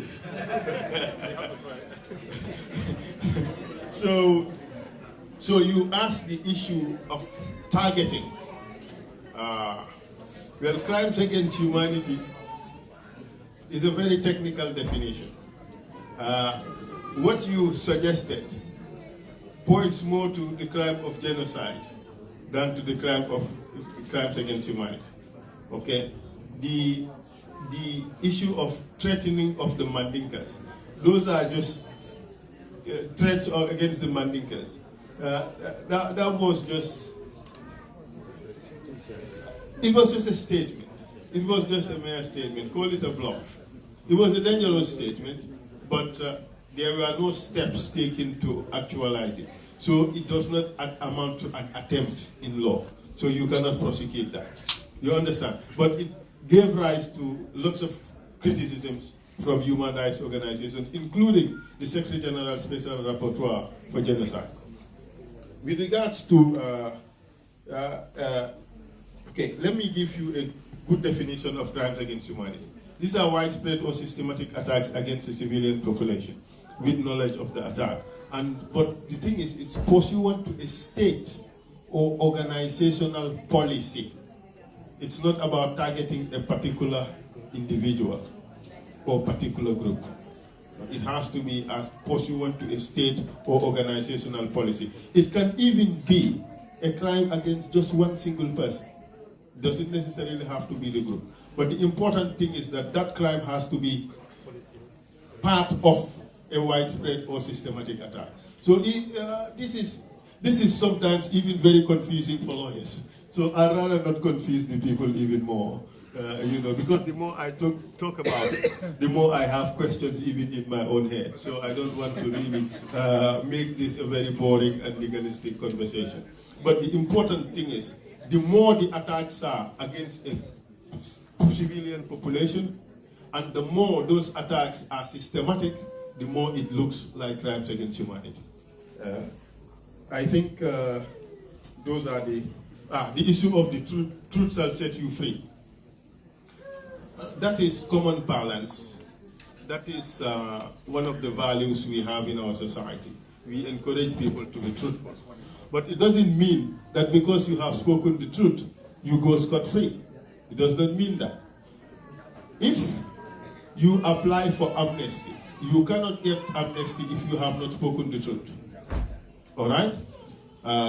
But speaking the truth by itself does not necessarily mean you are going to go scot-free. Then Yaya Jammeh can walk in and tell us everything, and then he packs his things and go on a beach on holiday. That's not going to happen.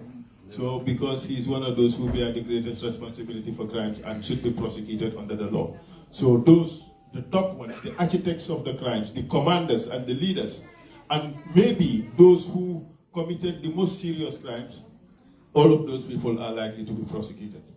So that is the situation of the law. If we say the truth shall set you free, even on a personal level, when you speak the truth, you feel liberated. So that is what we are trying to encourage. Thank you.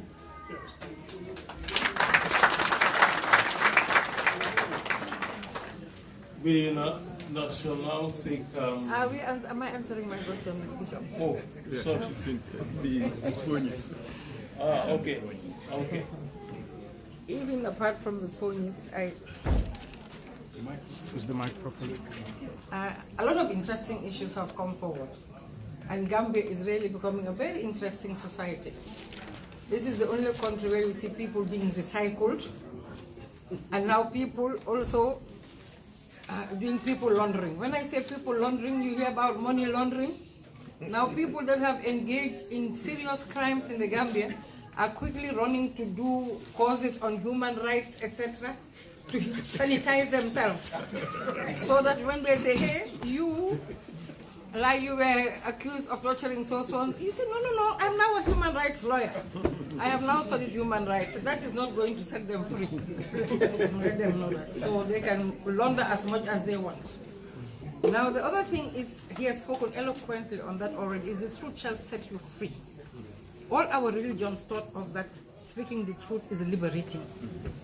And if you watch one of the witnesses, he was so broken down when he had to confess to killing people. But after that, he has now started to come back to life. Before he came, the lead counsel and all the psychosocial people had to sit us down, the commissioners, and say, go gently with this person. He is a broken man. If you push further, we are scared that something is going to happen to him. He came, he spoke the truth, and now if you see him, he's leading a semi-normal life, because I don't think their lives can never be the same again. But now coming back to the phonies. Before phonies, let me talk about the costs. He has told you that costing was done. But costing is just not about tangible things like salaries, furniture, equipment, electricity. There are intangible costs within the TRRC. Ibo will talk to them. And some of those most expensive costs are associated with psychosocial support, associated with urgent interim measures, where people who need urgent health care have to be taken care of. If you don't take care of them, they'll die before the end of the 2 years. These were things that were not costed by government. We know that at the end of the TRRC, there will be a reparations trust fund where monies will be made available to people, but it is just not about monies. It's about other things that need to be done, and those monies are not there. Without partners, those things cannot happen. Like the urgent health needs of people, taking children back to school, providing psychosocial support. And there are a lot of people in the Gambia who are going through mental stress right now. The amount of mental disability in Gambia, not only on the side of victims, but on the side of perpetrators, on their families, and on the side of communities, is huge. And I don't think we have the resources in the Gambia, either financial or expert, to be able to take care of the number of people who need that type of support. Now coming back to the phonies, Every Gambian counts. It doesn't matter where you live in the Gambia. Every Gambian is an important person to the state.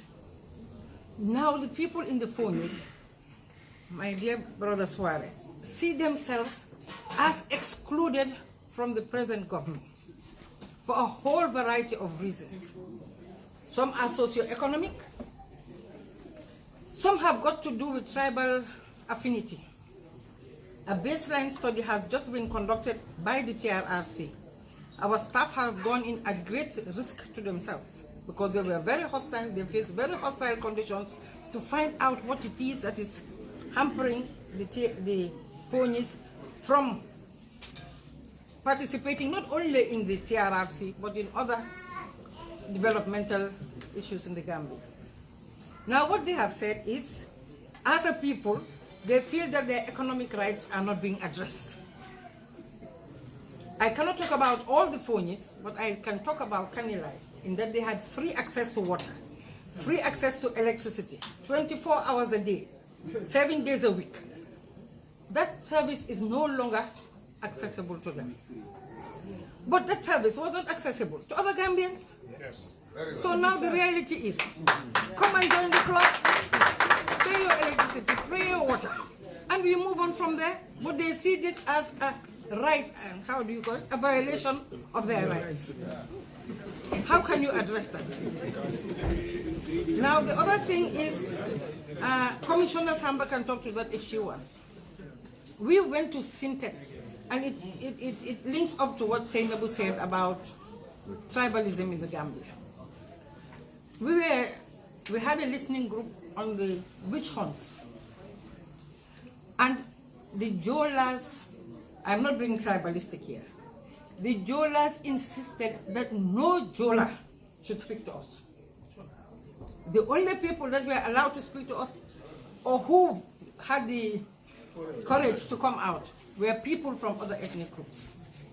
But not one Jola participated in that study about the witch hunts. So these are the things, they see it as an ethnic thing. It is not an ethnic thing. Fonies does not consist only of Jolas. There are Manikas, there are Fullers, there are a whole lot of other groups in the Fonies. So if you want to say Jolas stay aside, don't mix with the other, it makes it a whole difficult equation that we cannot deal with.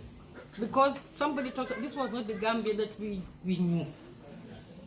There was inter-ethnic marriage, there was Catholics going to Muslims, Muslims going to Catholics. But if you want to bring these divisions, it's going to be extremely difficult. We as a TRRC are committed to addressing the issue in the phone. But this will go way beyond our mandate. That I can assure you. Did I answer you, Suare? Yes, ma'am, you did. Okay, thank you. Thank you. Ami, you wanted to throw something? No, what I wanted to say, you have been talking about it. Can I change the battery? And what I wanted to add to what Commissioner Adelaide says is about this tribalism. In Fonyi, we have it very difficult for them to speak to us and tell us what is happening. Although they are the person who are most badly treated in this country, but still now they are putting themselves like Yaya hasn't done anything to them, and they have the most bitter experience towards this case. So, but as far as we are concerned, we used to talk to them, we used to motivate them. The last visit that we have with them, we have only 2 Jolas who were present out of the whole village. They were sitting down, they don't want to talk. And they were seeing those who are talking, they were noting down what he or he is going to say so that they can victimize him in the village. So we find it very difficult. Yes. Most interestingly is that the educated class of the Jolas and people who were powerful during the Jammeh regime like Kuli and Tombong Jatta are the very ones who are in denial They keep saying that this is not true. This is not true, this is not true. And that's all they say. They don't even expound on it to explain to the people why it is not true. And that is what is making our work very difficult. But what we are doing at our level here is we are trying to mobilize people to lead us to the phonies. I'm the chairperson of the Reconciliation Committee, and we are going to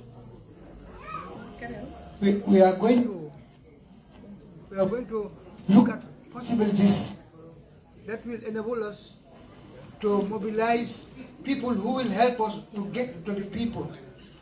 Because that is what is important, and that's what we are trying to do now. Try to find pockets of people who are committed and who have the will to help us to ensure that we get to all the parties concerned so that we can resolve this situation. But it's a difficult situation, because if you are in denial and you cannot accept anything, then it's very difficult. Thank you. Thank you, Imam. The question session is getting interesting, but the time is also not in our favor. For now, I will just allow one of the staff of the Gambia Embassy to ask the question, then allow Mr. Ibu Fai Njai to give you his own version, and so that if there is time after his presentation, then we continue with the question. Mr. Baba Mas. Use that one. Assalamu alaikum.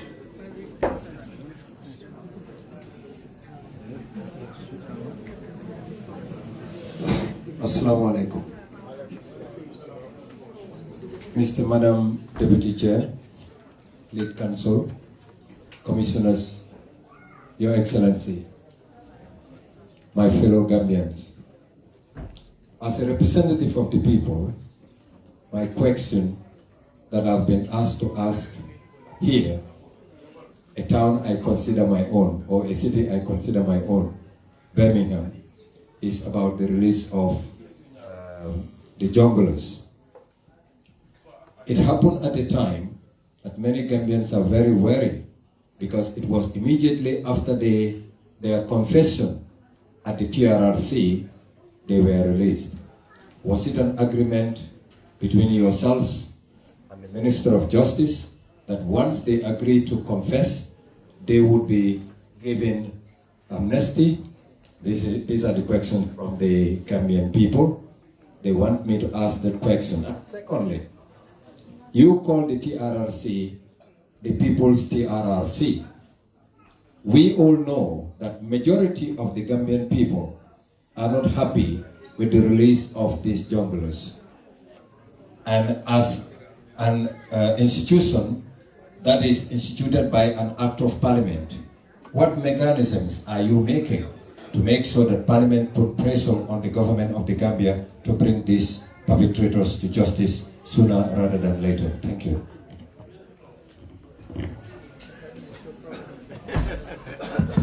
It is an easy problem.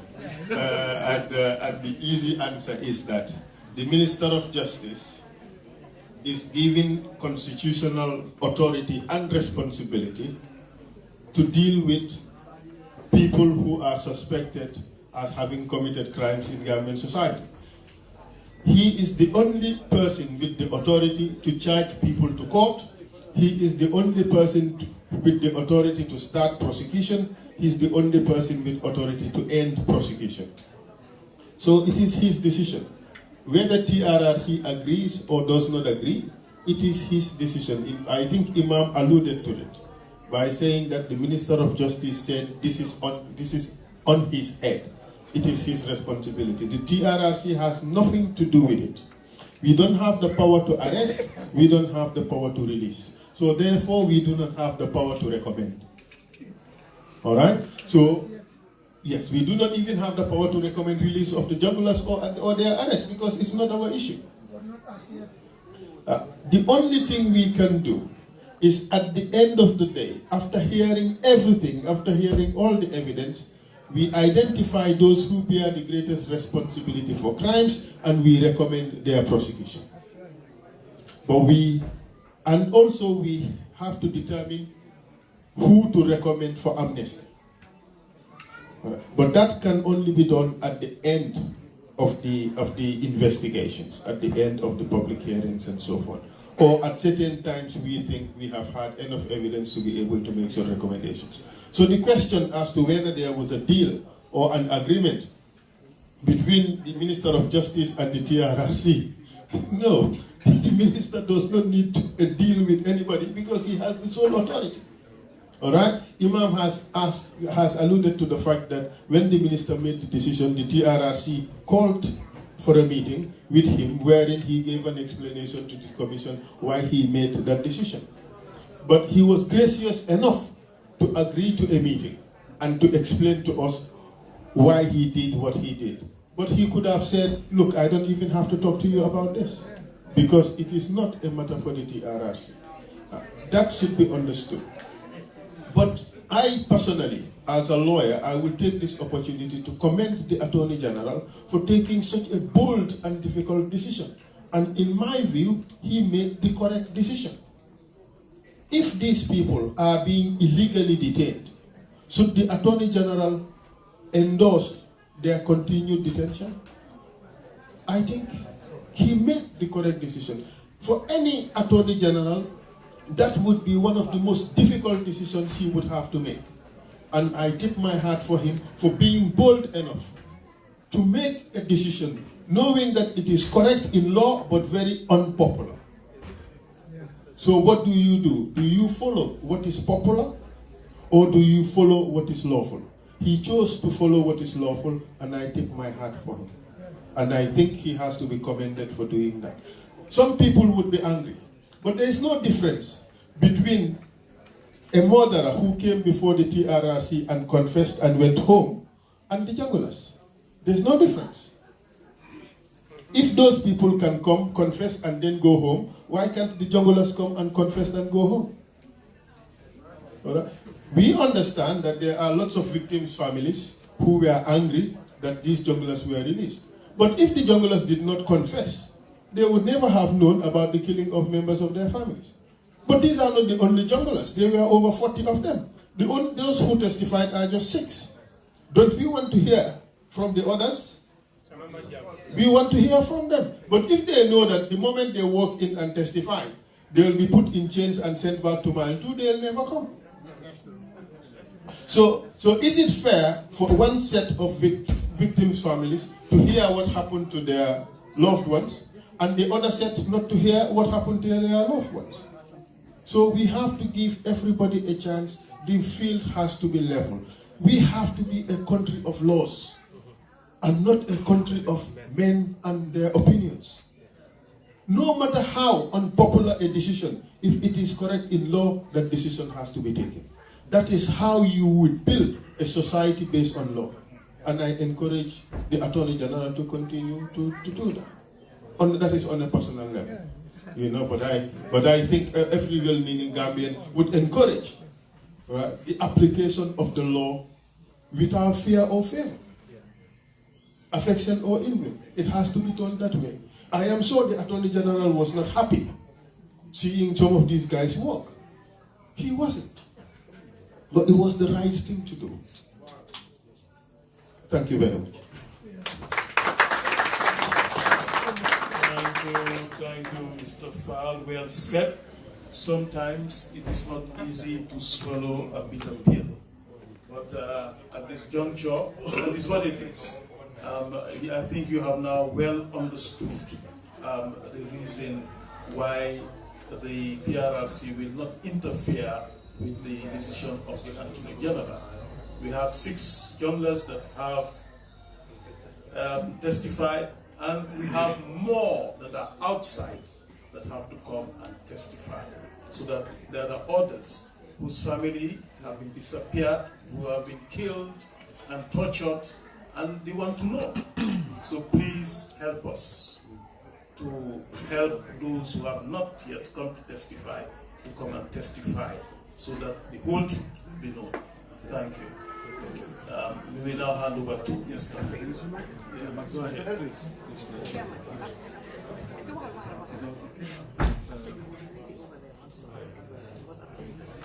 All right, Thank you, the Chairman and colleagues.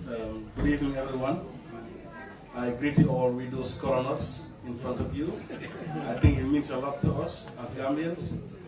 It can be interpreted in different ways. But in this sense, it means reconciliation. It means hello to you in the name of the TRRC and all Gambians back home. I'll be presenting work we do at the Victim Support Unit, and I will talk a little bit on reparations.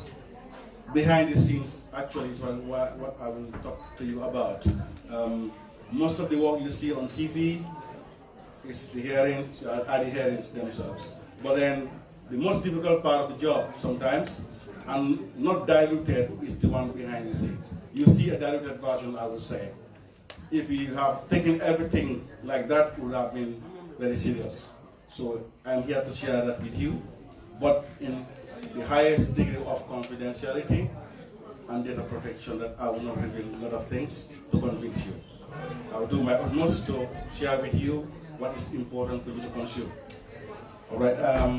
When we talk of the Victim Support Unit, it's important that we understand what really underlines our work. Actually, it's the act.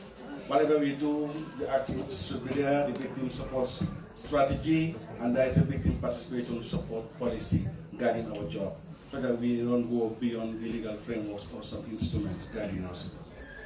It was good to hear somebody ask who is a victim. Our basis is the Act itself, Section 2, that defines a victim, a long one. If you look at it, if you have the Act, you will see it's different A, B, and C. So it says that a person who individually or collectively suffered harm, including physical or mental injury, emotional suffering, economic loss, or substantial impairment of their fundamental rights through acts of omission that constitute gross violations of international human rights law or serious violations of international humanitarian law. Where appropriate and in accordance with domestic law, the term victim also includes immediate family or dependents of the direct victim and persons who have suffered harm in intervening to assist victims in distress or to prevent victimization. So we can see that it's a very big thing. It's really a very wide scope, covering a lot. But anybody who's a victim, this is why for. How do you become a victim? Legal counsel talk a little bit about it. It's a process you have to apply. Number one, you have to give us a statement. If you don't apply in the form of a complaint, you cannot determine your status. That's what I'm saying.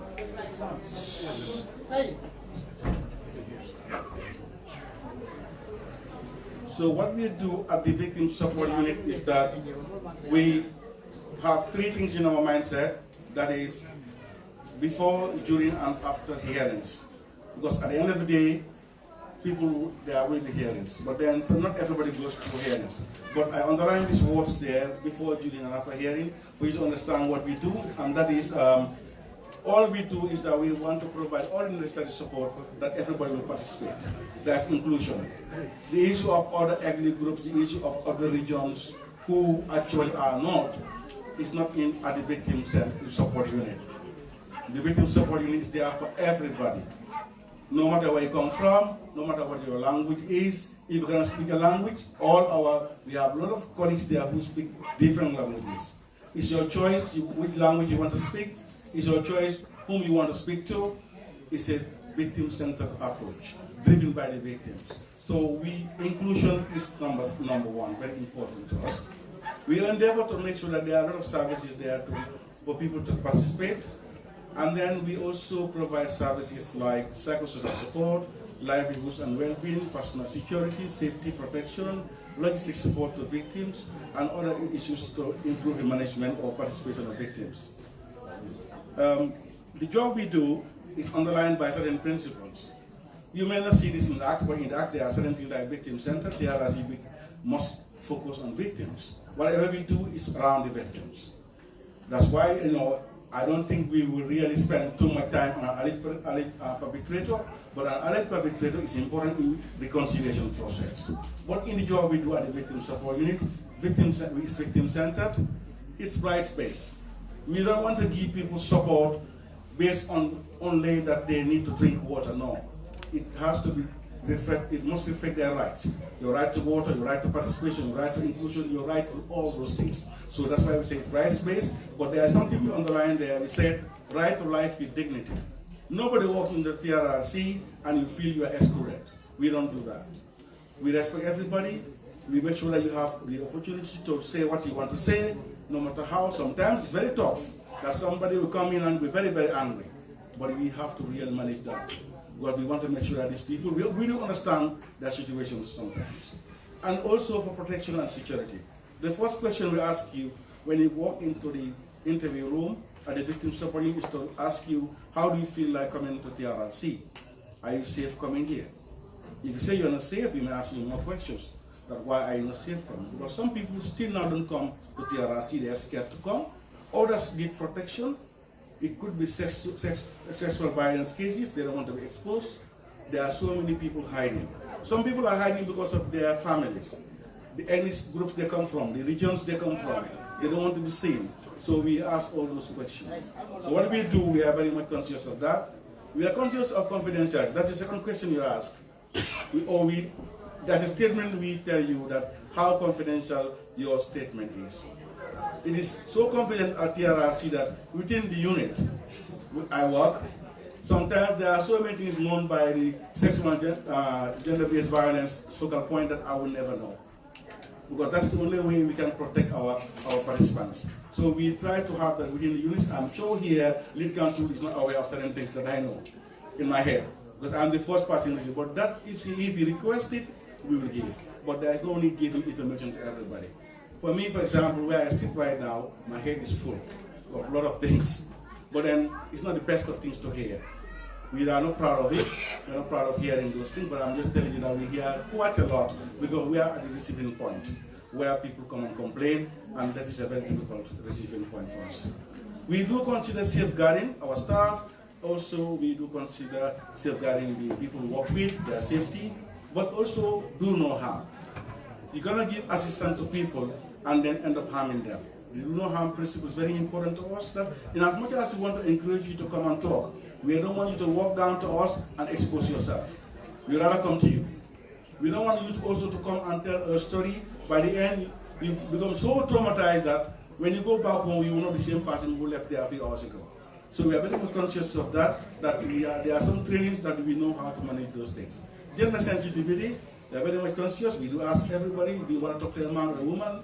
Because sometimes there are some certain stories that women will not want to share, and it's important that we want these things to be exposed. And then sometimes the time they come for interviews, some women are all the way down to Basse or Fatoto. During the rainy season, they cannot leave their farms to come. They have a lot of function they're doing, so we are conscious of that. Accountability. We are ready and reliable and ready to talk and disclose information that is consumable to you. If you don't need it, we don't give it to you, but we are ready to answer questions for the people we seek to support. And discrimination is no way for us. Everything is non-discriminatory. There are some jobbing thing down there. Yes. Yeah, I think Senator Job is there. Yeah, she must be there, I'm sure. Yeah. I just want to run through a few things which I've been talking about. It's about registration of complaints. The TRRC Research and Investigation Unit have statement takers. There's a big group there of different languages, different gender is also there, balance, so that when you come to complain at any time at TRRC, they can listen to you and record your statement. Statements can be recorded by a recorder, or they will fill by on the form, or you can email your statements. You don't have to walk to the TRRC to register. You can stay where you are, send an email, or by WhatsApp, or by Skype, and you get interviewed. And that can happen. It's not a problem. We also, at the Victim Support Unit, when you come for registration, and we feel that at visual inspection you are not okay, there are psychosocial support officers who can talk to you before interview. Because we don't really traumatize you and ask you too many questions. I underline here that it's very critical and important in the process, as this is a point where important elements of health, gender-based violence, and other sensitivities are noticed. Once you walk into TRRC, we are trying to do our maximum to pick up things without bothering you too much. I want to share with you the chart here for registration. I hope it works. Yes, I know this full thing is not doing well. Anyway, it's a full laptop. So, all right. It's important to know the flow chart that when you walk into TRRC, you're gonna go straight to lead counsel or the commissioners on complaint. The moment you go there, they will escort you to the victim support unit. That is where you hear. Oh, this can only happen when you do that in a Word document, but I would not avoid using it. But then the color is not very nice. But the green spot is the victim support unit. You either walk in or you are directed by our partner called the Victim Center. There is an association of victims in the Gambia. They can direct you sometimes to come to TRRC. Sometimes also the research done by the research and investigation, they can pick up people and encourage them to come and register with us. You can walk in yourself and then we receive you. But as you see right now, it's not very clear because I want to use the pointer. But all the side here, they are services at TRRC. We have gender, women and children. We have women units. We have youth and children. We have reconciliation unit. We have also the research and investigation unit. They all support in the process once you are there. By the time you go and sit in front of lead counsel file, you would have done a lot of work with you. I will get them soon. We'll attract them. So I just wanted to share that with you, how it happens that you just don't jump straight into hearing, but it's a process you have to go through. Interviews, sometimes people don't complete their interviews because they are traumatized. We ask them to go home, and or sometimes we keep them there, and then we can help them to stay. There's counseling, there are counselors there, people who are trained in psychosocial before you proceed. Because it's difficult to tell a story, sometimes it can bring bad memories. So we don't force you into when it's your soul, it's you driving the process, we don't force you. If you want to go and come back, we are always available for that. But I want to bring in here that whilst you're doing that, it's at no cost to you. When you come to TRRC, the transport we can refund to you, the food you eat we can refund. If you are from provinces, we can give you money to pay. For example, the DSA is $1,100 if you are from anywhere outside Greater Banjul area. So you want to stay in a hotel or you want to stay in a guest house, you're free. That is your money. If your transport is based on sums, whatever you spend, we refund you the money. If you want to come and you're being licensable, you don't have breakfast, there's breakfast available, lunch, anything. So we are doing everything for you to make sure that there is full participation. But people are not participating either because sometimes they are scared, security, or they are traumatized, psychosocial, or sometimes they don't have the means. So we try to provide all those services to them. I've gone through this a little bit.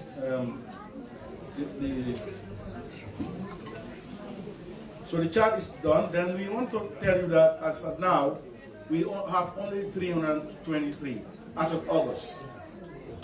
I think we may have 500 as I'm talking now because only 140 something was collected. As we left last week, people were coming in. So we might be around 500 complainants. I don't want to call them victims. As Lieutenant said and what he says about the process. You have to apply, it has to be analyzed before you become a victim. And when you're a victim, you're entitled to reparations. So what we call it now, number of complainants. People we have received who file complaints at TRRC is 323. The number for female is very low, but inside the 271, there are families there. Please take note of that. The 252 might be individual women whose husbands or whose brothers or whatever, or themselves are victimized and they walk in and complain. Some of them they walk in, some were reached during our outreach programs, others were recommended by others. So that's what we have. I want other functions of the victim support is health. All these 323 we receive, majority of them have health problems. Either they disclose to you, or by visual inspection you can tell that these people are not feeling well. One of the biggest problems in our country at the moment are two things of those who are, the country is traumatized at different degrees. Not everybody, but the victims are more traumatized. But what of other Gambians watching every day? Your neighbors, your relatives, we are traumatized. But there are people also with health complications. And due to that, TRRC set up a medical board with the Minister of Health. That when you go to Edward Francis Small Teaching Hospital, there's a medical board. Guys, Yeah.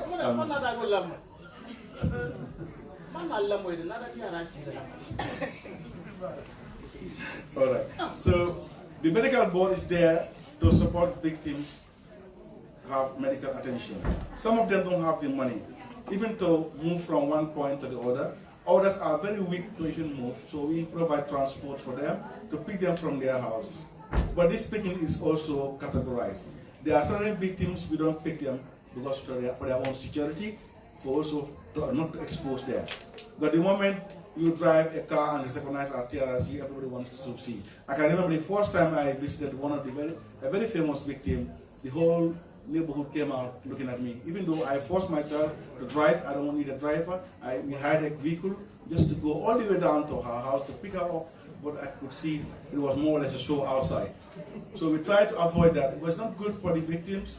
We need to preserve their dignity. We need to help them to build their resilience. So that type of thing is important, to consider. So when we want them to come for hospital, we ask you to take a taxi and come to a pickup point.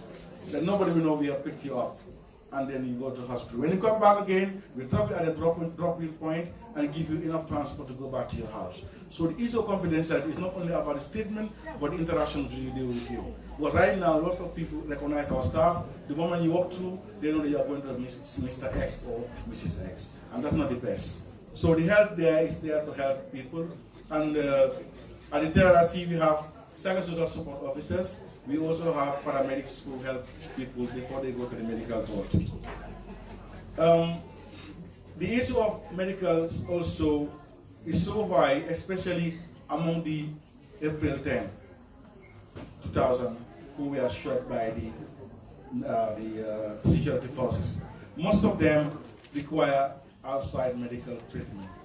Not all those we take to the hospital can be treated in Gambia. They have bullets in their arms, bullets in their legs, all over, shrapnels on the arms, everywhere, and these are not treatable in the Gambia. So what we did was we approached the Turkish embassy of Turkey, and they are willing to provide support for Gambians to be treated outside the Gambia. This costs money.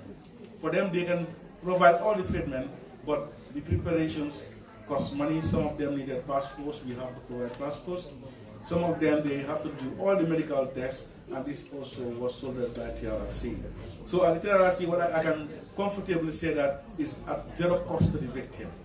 All we need from you is the confidence and the willingness to come. If you cannot come, we come to you. If you know you can come, you don't have the means, we'll help you to come. And this, we have the support through the United Nations Transitional Justice Project, which I think we need to tell Ida is here, who is representing them here. They give us enough support so that all victims, nobody will say that I don't have the means to come to TRRC. No matter where you are, we can reach you. So these people might be going to Turkey in a couple of months. I don't think it will be more than a month. At the moment, all applications have been submitted for them to go through. So as of July, 33 people were provided with medical support. Not all of them are coming. Some people are still lying down. There are people lying down in bed who cannot come. We know that some of them went straight to the hospital. We followed them at the hospital. But we know them, so we can follow them from there and provide and pay their bills. So all the bills are paid by TRRC unless you choose not to. If you say that you don't want any support from TRRC, it's fine for us, but we will always offer the help. Education also, we tried a little bit, because at the beginning there were a few people who were left out of school, victims, children, so we tried to provide support for them. We are working with few people trying to restore, again, dignity and building resilience, that some of the victims are not working. There are widows who don't have any means of survival. Their kids are not going to school. Every time we hear somebody, I can pay my rent, I can pay school fees. Some of them are very old, even food is a problem. We noticed that recently, that there are people with Their meals are not proper because they don't have the means doing it. They lost their jobs because they are no more well to go to work, so they have to stay at home. We have people whose pensions were not properly paid. They are old and they are in Gambia. They have no money. So what we can do now, we start thinking of livelihood support for them. Something sustainable. We don't want to give people money. It's not sustainable, it increases dependency. We would rather give you an opportunity where you can build your livelihoods. So we have a trial through NABAM to try 2 victims of November 11, because sometimes the support we have from the partner, they are the one who determine whom they want to support. NABAM said that they wanted to support women or widows of November 11, and then they gave us $50,000 each. They said they will sponsor for women these women to start on work in poultry or animal breeding. We have done the assessment and the selection, and 2 women in that group will start. So once they start, they become part of the network, they can have a sustainable livelihood. That's the assumption. The psychosocial support we give at the TRRC is not only when you come for statement taking, but during hearing and also even after hearing. Well, the moment you come and testify, you may be traumatized during your testimony. So we follow you up. There are follow-ups. The people are called in for counseling. Some counselings are done by telephone. You know that there are victims all the way in America, and we reach them by telephone. Our psychosocial support staff call them regularly, and we have a lot of successes in that. Some of them never wanted to talk to us at the beginning. But anytime they start talking, they start crying, and it's not easy. I will talk about crying for you to understand that this is a very difficult job we are doing. There are a lot of criticism sometimes, but then we know that the job we are doing is very difficult. That you cannot go home a day without crying, because these are your people, they are loved ones, and after all, it's natural. But my psychosocial support team tells me that it's natural to cry. And Gambia, when they cry, they say, oh, stop crying. But our staff say, no, leave them to cry. When they cry, they can calm down, and then it works. So we're learning a little bit also from that the crying also is not the best, but then it helps with some people. I would rather jump some of these sections, but just to show you how much support we have provided so far to victims. From April to June, over 191 people participated at TRRC. Either they are registered, or they come for hearings, or they come for psychosocial support, PSS, psychosocial support services. And each of them were given all the support they required, either food, transport, or DSAs. As you can see in some of the slides here. This is just showing the number of people who participated at TRRC over the period. All right, now I want to go into reparations, which is the most sensitive part of it, because we notice that anytime we interface with the Gambians or when we go out for outreach, our teams, the question they ask them, when is reparations? What of reparations? Because people feel that they were offended, and at the end of the day, they need to be given something out of it. And they're right, either you lost your loved one, or you lost your job, you lost your earnings. There are people who lost their vehicles, their land, a lot of things. And all those things fall under the category of victim. So I think it is within their rights to ask, and we are happy to respond to them. Now, what we do at the reparations side is there's a chairperson of the reparation committee, and that's Auntie Adelaide here, and they have done so much work so far. The committee is set up, there's a policy, there are regulations, there are so many things that have been done so far. Sorry, Ibu, to interrupt you briefly. We have here our very able brother from the diaspora. He has a bucket in his hand, and he wants to go around the hall, and whatever you have, please, you can kindly drop it in his bucket. Thank you so much. Birmingham, you promised that the bucket would be full by the time we leave here. Here is your opportunity. Give generously.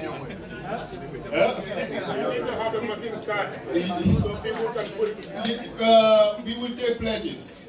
We will take pledges, but for now, just put in the bucket. And there is also, we have bank account details for you. In case you want to transfer through the banks, I will show it later on. Yeah, okay. But the reparations, as I was talking,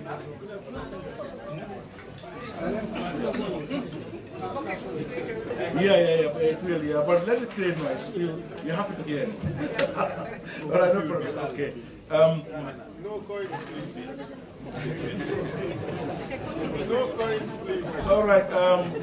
Can you continue, please? Yes, that's not a all right. The representation committee is already set up. There is a policy, there are regulations. I think when it comes to instruments at the moment, we are ready. For reparations, you have to go through an application. As Lead Counsel said here, you cannot benefit from reparations when you don't apply or submit a statement.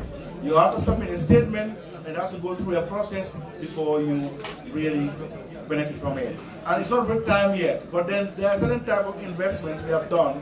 TRRC, we may consider them as reparations because it's large amounts of money. These are the committee members of the reparations committee, headed by Auntie Adelaide, but these are all the people in the committee. And anytime we have applications, they are the people who go through the applications.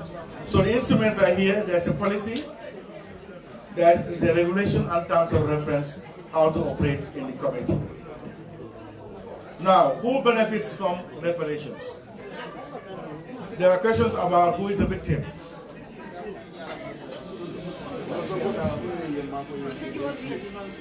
Yeah, I mean the coins, the money. I meant the money. Baba. Okay.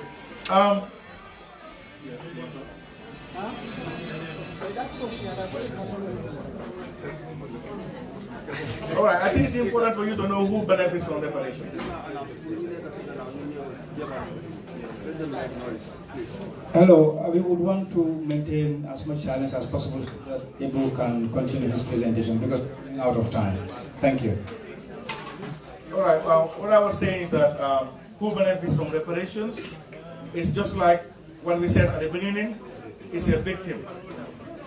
A direct victim is the one who benefits from reparation, but also persons who individually or together with one or more persons suffer harm as a result of the human rights violations under the Act. And also we know that if you are an indirect victim, like you are, for example, a relative, a dependent, you can be children, it can be also extended family members. They can all benefit, as you can see from the definition out there.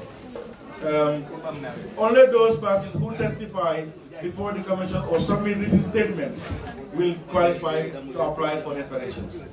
I think we have to check that word there, will qualify to apply there. It doesn't mean that you qualify for reparations. First step is you have to apply. If you apply, it goes through the committee and they will check it. There's a lot of legal advice how you qualify for reparations. Then we will now want to know what are reparations, what is reparations then?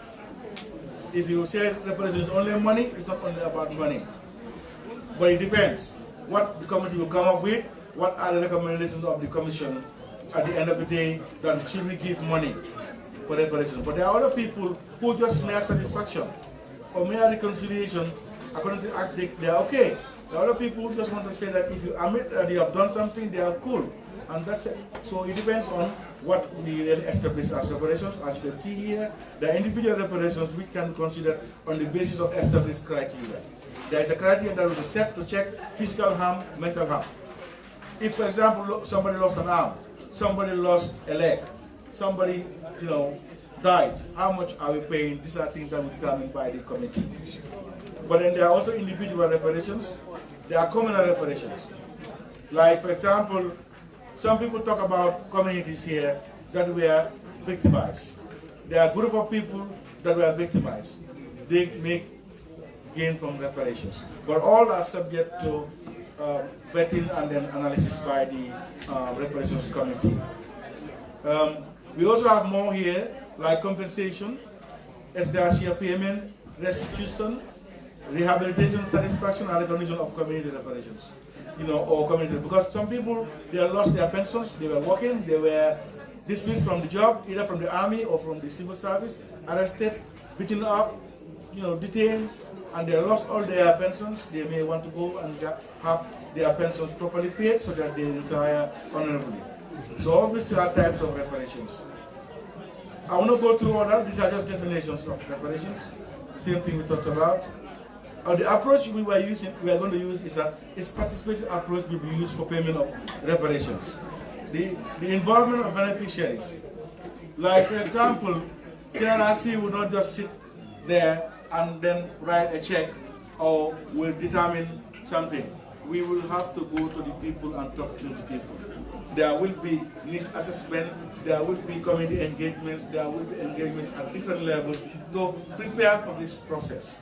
So we are not going to spoon feed or give you a prescription like medicine that drink it. No, no, no. It's going to be a participatory approach. We are going to engage people to determine what type of reparation and what method are we going to use. So very soon we will start in that job, and then I'm sure in a couple of months you'll hear more about that. Okay, we also want to eliminate all problems of accusations. That will be done. That we are not going to have anything like top-down process. That, as I said, we will impose on you. We will make sure that it also benefits you at the end of the day. At the beginning, I said that, yeah, it's good to have coffee after talking for so long. I hope there's no sugar. Yeah, I know, yeah. The summary of reparations so far spent. We are categorizing this thing as reparations because we spend so much money at the moment. I know in some instances 1.8 million is not much, considering the problem we have back home. The number of people affected is far more than 300. There's some are still hiding. Some still now don't want to come out because of stigma and so many things. But so far, those who we have interfaced with, roughly not more than 50 of them, or let's say up to 100, we have spent so far 1.8 billion. And the biggest amount spent so far is on the psychosocial. And what does that tell you? That we are traumatized as a nation? We are talking about evidence. It's evidence-based. There is nothing like assumptions. We have enough evidence that our people are traumatized. When they come in, they cry a lot. Some people, we have mental problems. So many people, young people, April 10th, for example, we can count up to 3-4 young people who are not mentally stable. Other people also the same thing. Different teams, you can pick up the people who have those mental problems. How is back home when somebody has mental problem? Tanga is there. I hope some of you have the chance to see how it looks like. We need a lot of support. By the time TRRC finishes its work, what are we going to do with Tanga? Are we going to make sure Tanga is a good place? We must think about this thing. We are not here only to do firefighting, but we are here to bring in also sustainable development to the Gambia. We are spending 766,000 so far for a period of less than 1 year. November to August. It's a lot of money just to counsel somebody, just to go and help them, to take them to a psychologist to assess them. We are not taking anybody to Tanga because that's not our function. We have a referral system. We send you to the Serekunda Health Center, or we send you to Banjul, where they take their actions to refer you. So, hello, our sisters around the two corners. You know, your noise is coming here, and what he is talking about is something most of you can help, which is psychotherapy.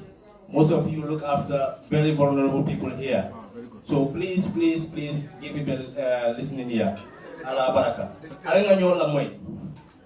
Thank you, Sundu. I'm happy that you said that they can help.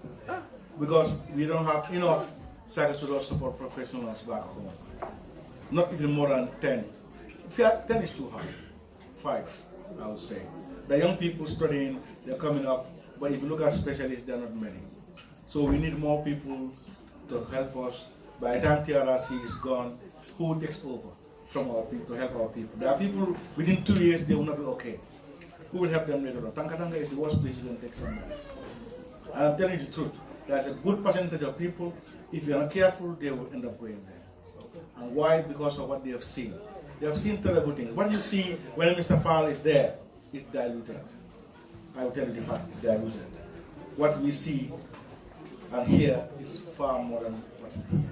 So please take note of that. We are traumatized. We spend so far within this short period this amount of money. When we go after 1 year, how much are we going to spend? A lot. After 2 years, how much? What's going to happen to our people, our young people who want to know their fathers, who have not seen them, their mother, they have not seen them. So a lot of people.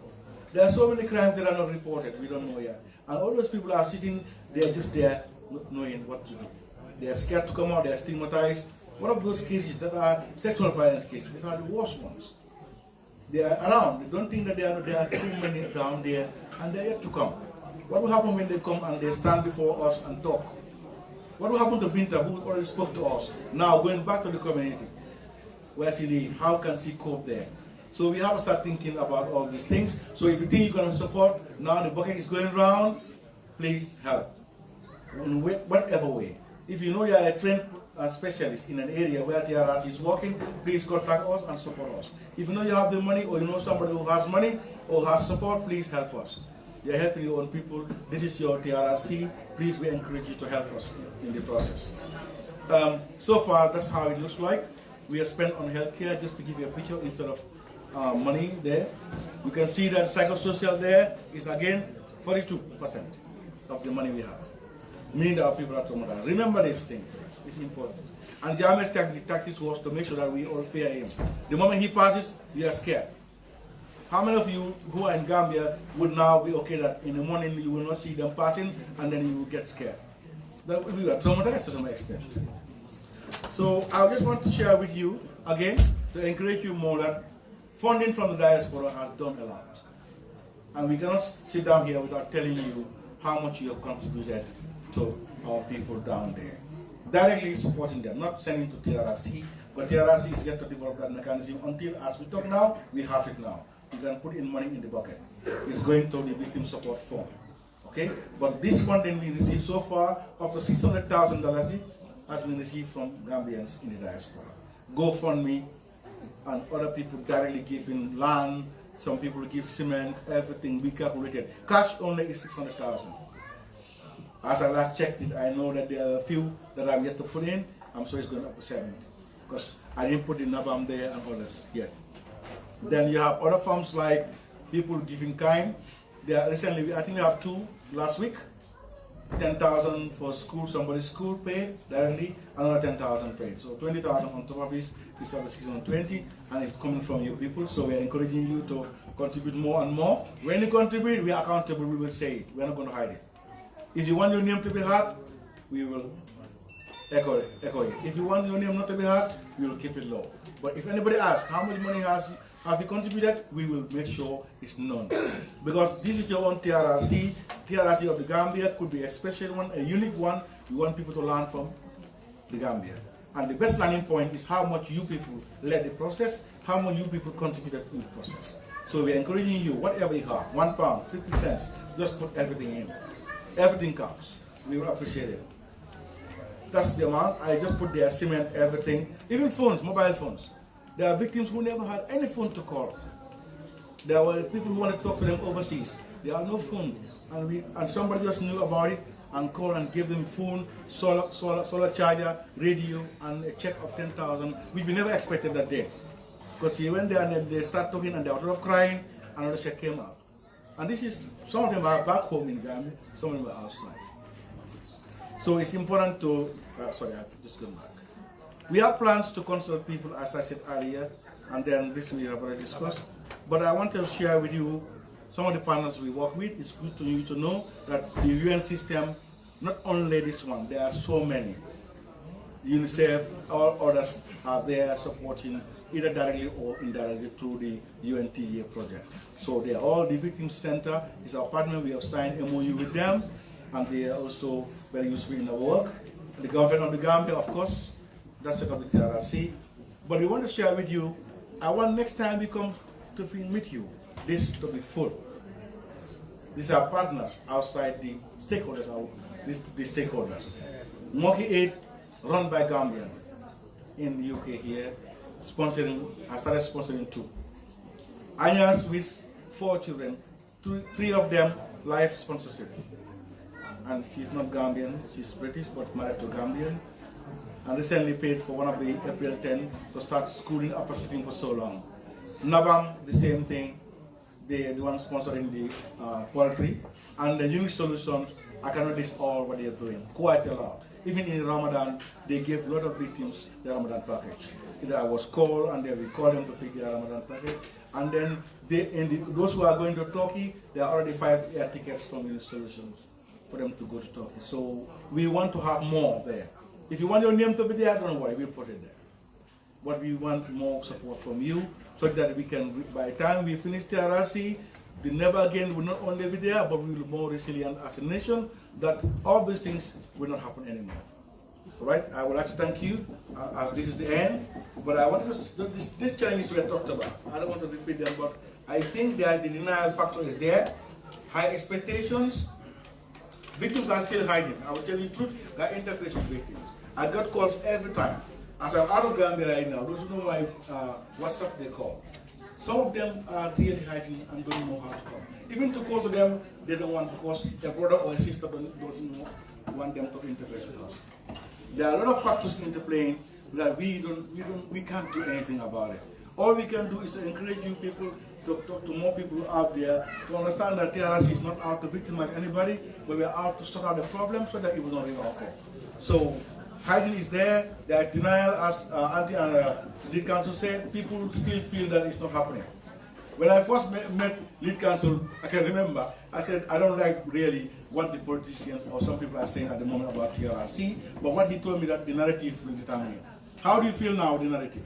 Excellent. Excellent. Fine, so lead council, I'm happy that 7 months ago we talked about it, and he gave me as well as the narrative will do it. And as we left the jungle last few weeks ago, I don't see, there are some people who are not convinced still now. They see the moon, they see still the sun. So we have to keep moving. We have to keep moving, but that's it. Low participation of women. Women still now is low. Encourage men, please. Let's encourage our sisters, our wives to come out. Let's not keep them. If you want protection, we can help. But please don't deny people to come out and talk to us. It's important that women are heard, because they are the people who face these problems, more than us. We all know how it looks like when there's a broken home. We all know how it looks like when something happens in the house. The women face it more than any other person. So that's the bank account details. In case you feel like doing it secretly, we have the bank accounts there.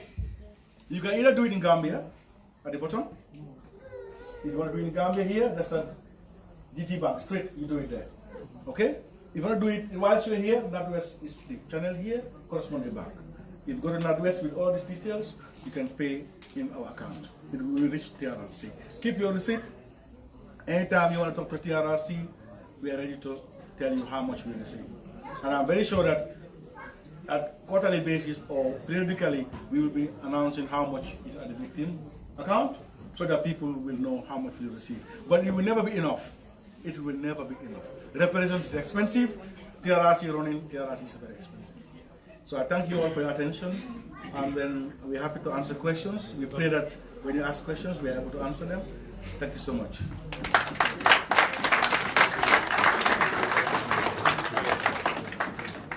Thank you so much, Mr. Ibu Fainjai, for explaining in full detail the other side of this TRRC work.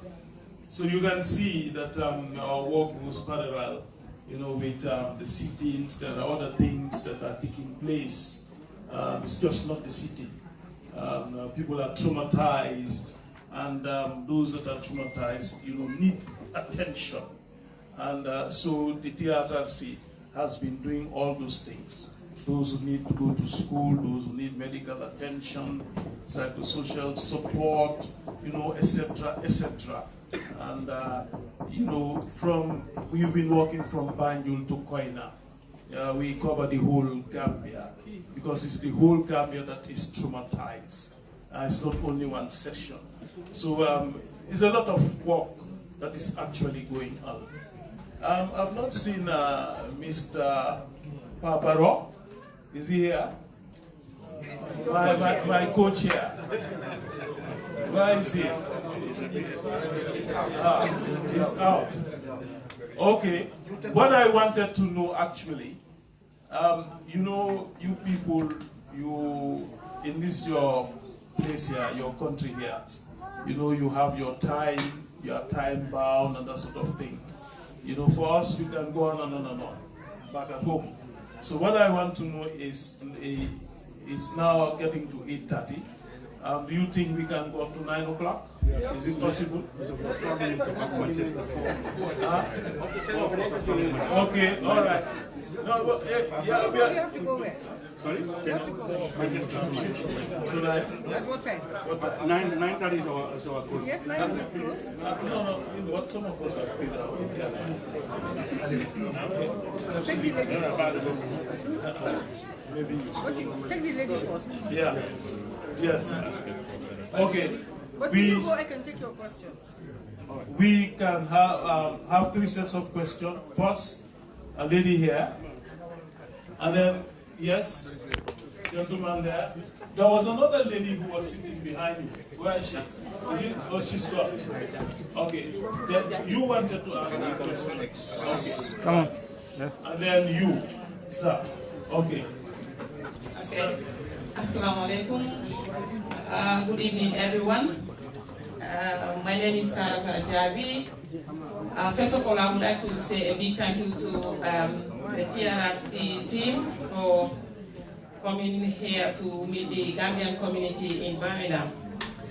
My question is, I think it will go to the last speaker, Mr. Njai, yeah, because you were explaining things about reparation and some psychological issues in terms of helping the victims, how to fit in the society. I would like to ask you one question, which is, what mechanism do you people have in terms of involving our community, especially the grassroots, at the grassroots levels, to understand the issues surrounding the stigmatization and being judgmental? Because we all know how some people went through during the problems they had with the government. Some people were in prison, and also especially the women who were sexually harassed and raped.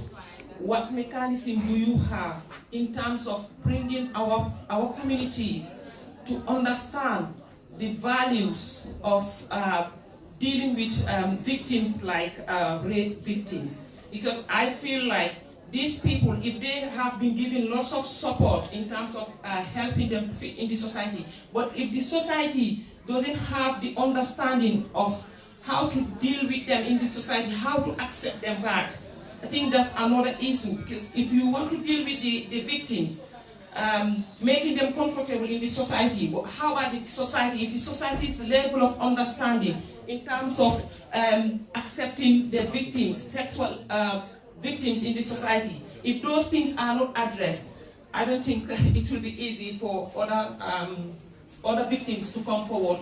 And even if they have to come forward, I don't think they would be confident enough to tell everything that went behind closed doors. Thank you. Thank you. Yes. Go ahead, sir.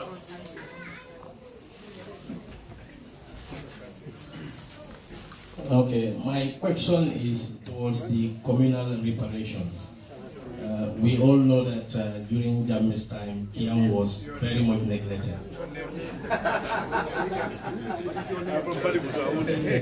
They want to know my name. My name is Mr. Ture. So does that form basis to advise government to give special consideration to areas such as Kiam, which was very much neglected and isolated? My second question is, no president will do that. okay, secondly, some Chankas are heckling me anyway. So, secondly, the politicians, are you engaging them in the language, the tone of reconciliation? Because as you say, Fonyi is feeling witch-hunted or isolated.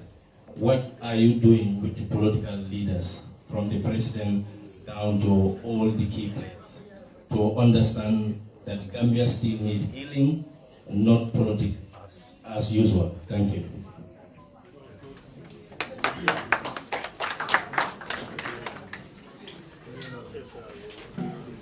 Good evening, everyone. My name is Lamin Sanjaite. I am going to speak in relation to media because that's my expertise, my area of expertise. I've heard Auntie talked about the communication challenge winning people's hearts and minds in the 4 years.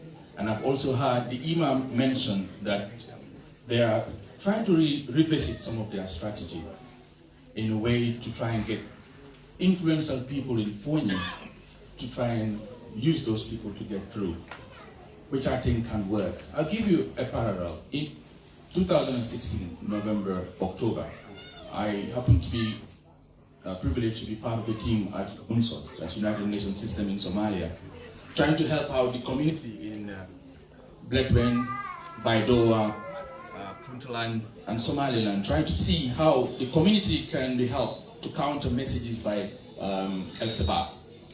And the strategy that was used was to see the community leaders or people within those communities try and change those people's mind first. Then use those people to get into those communities and put your message forward.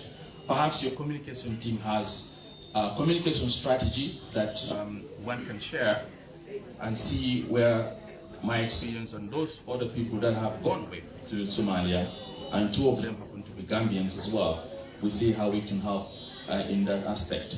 I think that would be useful. And one of the aspects of communication is to try to be proactive all the time. Because I've seen that most of the time when reactions or things have been said on the social media networks, what happens is the countering of those allegations or insinuations happen afterwards. I think if proactive activities are done within the communication department. For instance, the issue about, the TRRC is going to Europe and America, they are wasting people's money. I think it's a good platform that you have clarified it here, but it could have been better tackled when it is, mentioned in social media platforms where those have been made. I think that will help as well.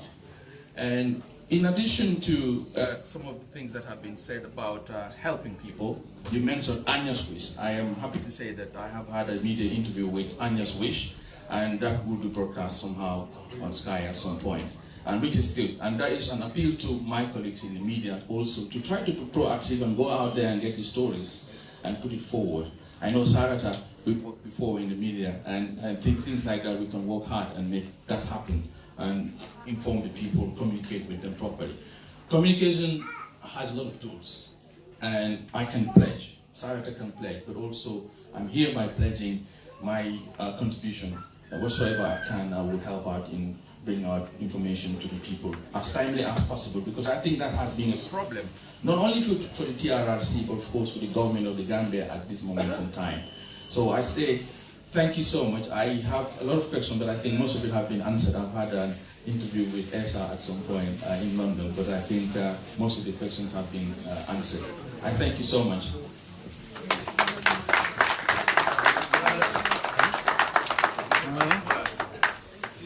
Go ahead, yeah.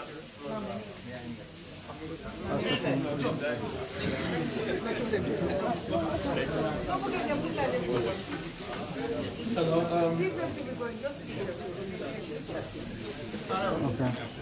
My name is Yahya Sanya.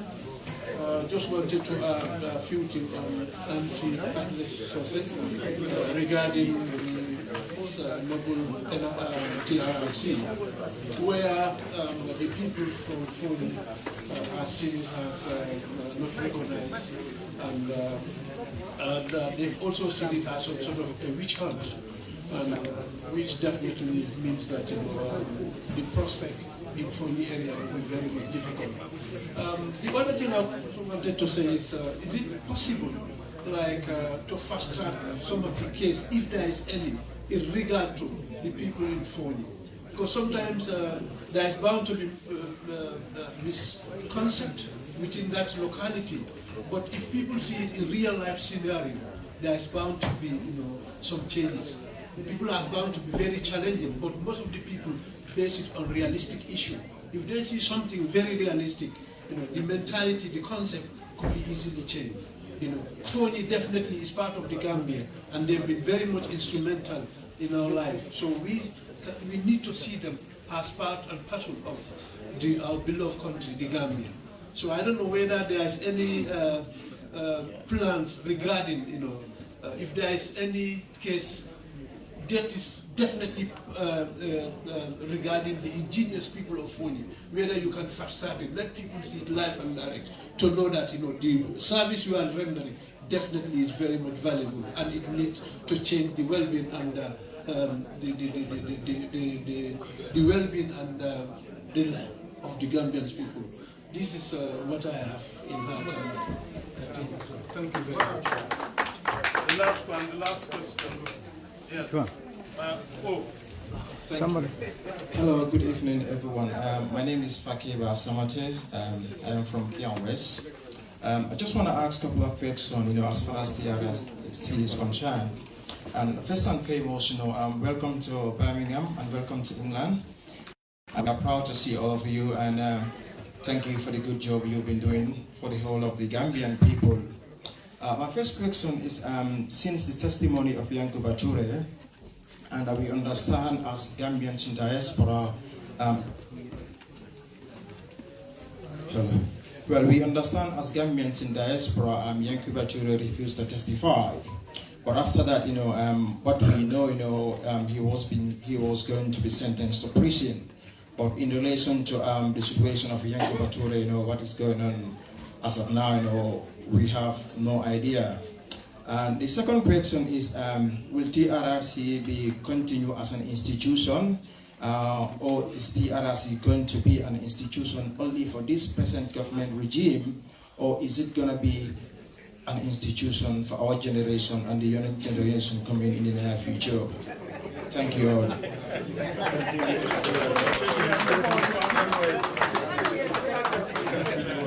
Okay, let's answer these questions.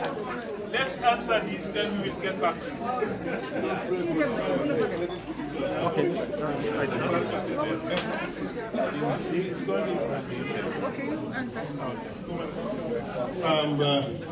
Well, Ibufanya is at the back. He's at the back. Okay. I would endeavor to answer. Yes. Let Mr. Nyai, could you come forward and answer the question that was addressed to you, and I'll try to deal with the rest with the support of Auntie Adelaide.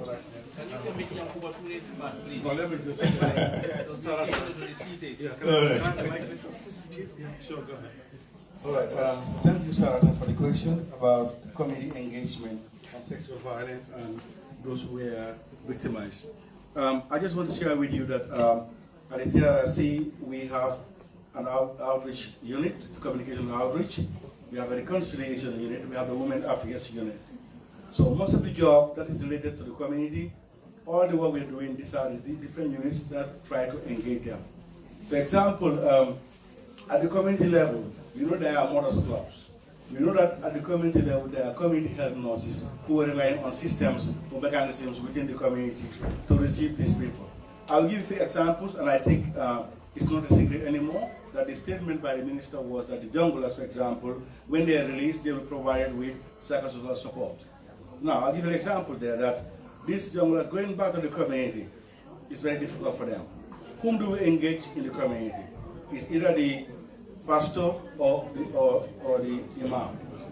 To talk to them that these are your people that are coming. So part of our strategy is to engage these people so that by the time we go to them, they would have understood exactly what their roles are going to be, interfacing with those people.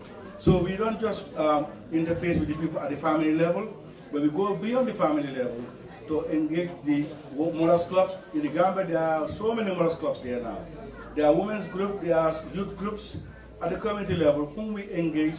We have a youth wing also. I forgot to say that we have a youth and children unit who engage all the youth groups in the country so that at the community level we can support these people.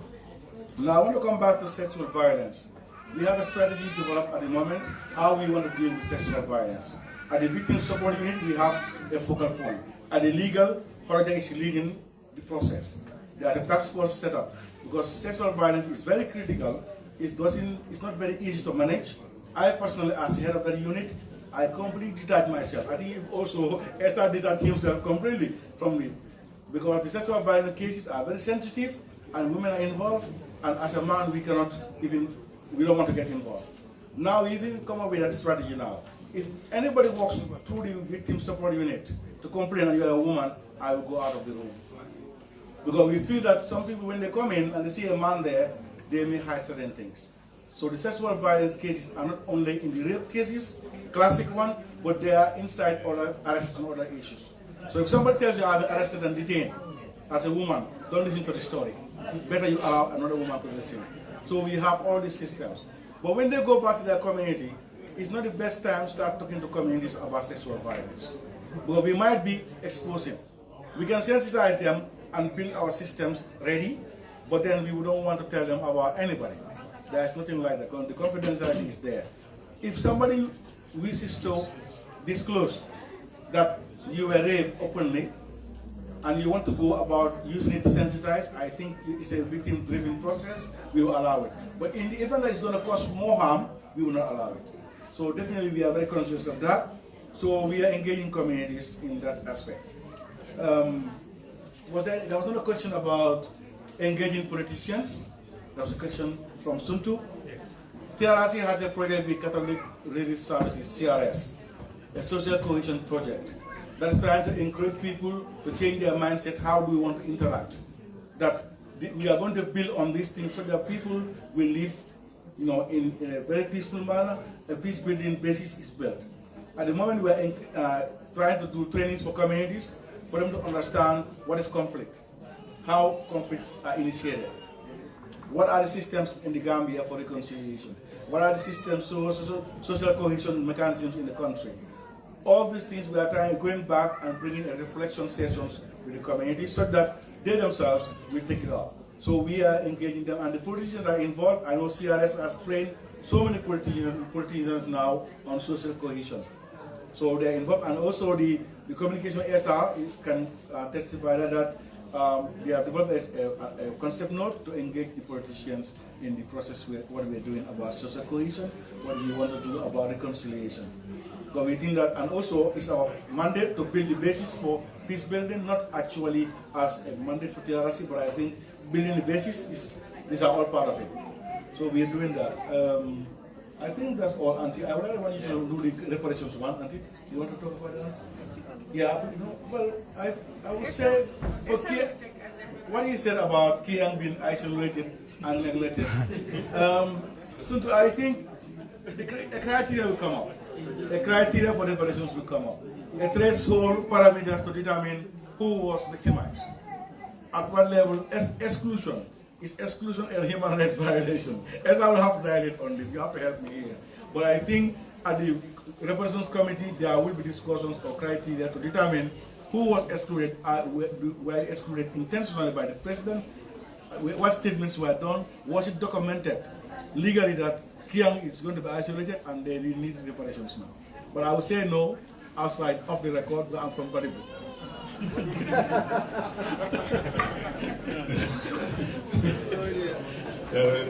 It's obviously Baribu because we are not so concerned. With regards to that particular issue, at the outset, the TRRC developed themes for investigation.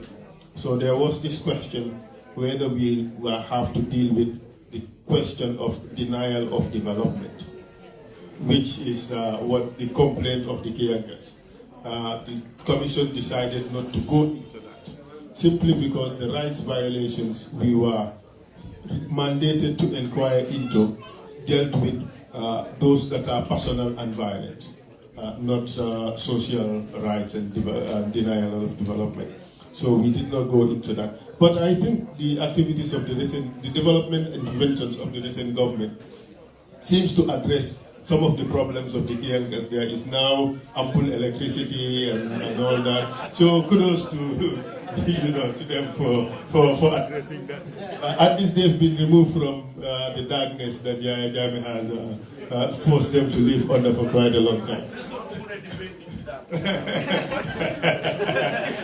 Well, I would not encourage a political forum here. The question was asked about whether the TRRC is there to remain. I pray to God that all Gambians would uphold the establishment of a permanent TRRC. I pray to God that this would be the last TRRC that we would have. Huh? We all say amen. Amen.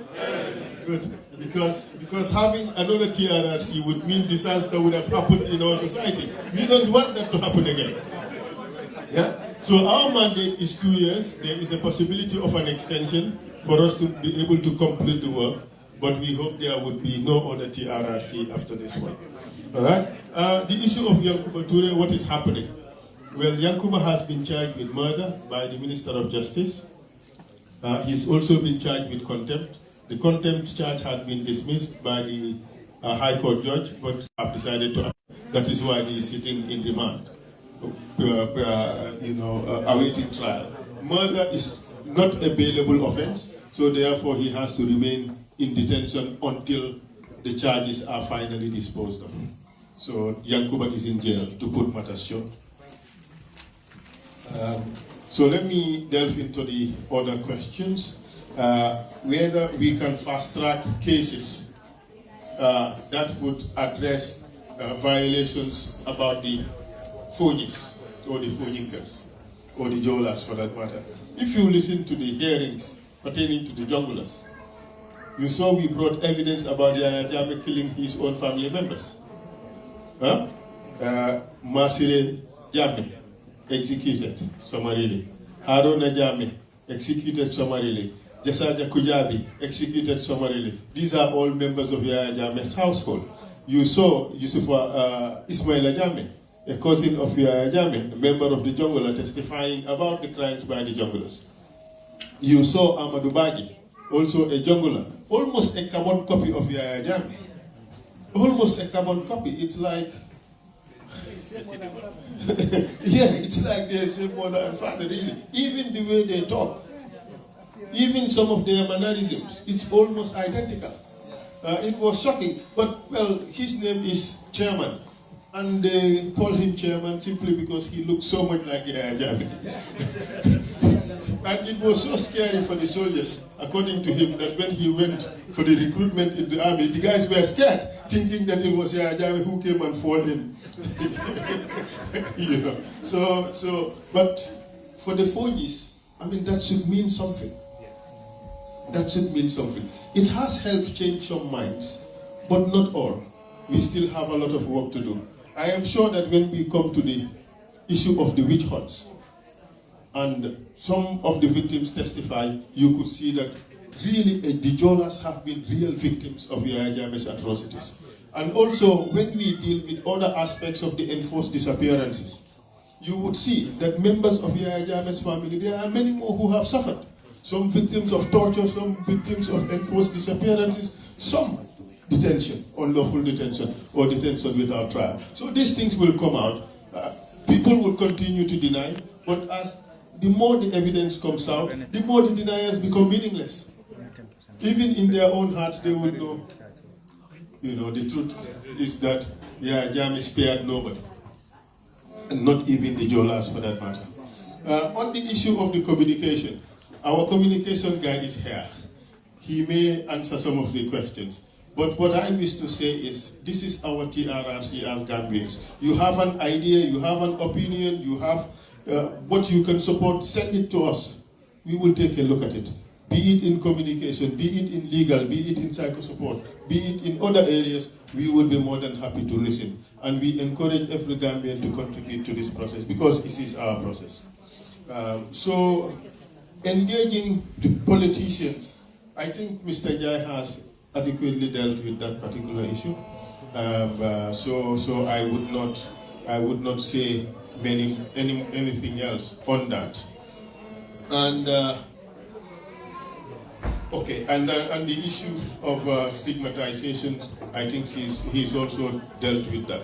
So well, I think I have dealt with all the questions. Auntie Adelaide, do you wish to? Okay, thank you. Just one question. Yes. Yeah, okay, just one question. The name is Babukar Lu. You touched upon the issue of contact with Yankuba Toure. that didn't hold in the High Court. So how is that going to affect other witnesses that come and refuse to testify in the future? Okay, that's an interesting question, a very important one. And that is principally the main reason why the Ministry of Justice decided to appeal the decision. Because the reason for the dismissal of the charge before the court is that they did not follow the proper procedure. It's not that the crime has not happened, but that the proper procedure for seizing the High Court of the matter was not followed. When we, the ministry, have appealed before the Court of Appeal, I do hope that the matter will be disposed of soon, and that we would not have that kind of problem again. But we can always, you know, as lawyers, we can be very, very creative. If we have another situation like that, then the TRRC would deal with the person directly. I would recommend that, and it is for them to decide. But we can say that let the TRRC address the contempt itself, because the law says the TRRC may refer the matter to the High Court for trial and punishment. So it may not. It may decide to deal with it itself. So because contempt is always in the face of the institution that is hearing the matter. So we can deal with it. We can send a person to jail for contempt before the TRRC. But the architects, the Minister of Justice who conceived of the process, thought that the issue of contempt can be put aside to another forum, and the TRRC would not be bothered to be dealing with these things. It happens before the TRRC, okay, you just do the papers and send it to another court for trial and punishment, while the TRRC focuses on the main issues under its docket.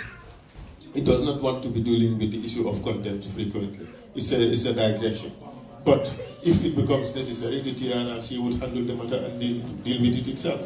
And on that occasion, like people who commit contempt before the TRRC may be sent to jail. What about witness tampering? Witness tampering, the TRRC cannot deal with that. Because the reason I ask, the case was taken to court, but still, that case was also... Okay, look, this is a situation.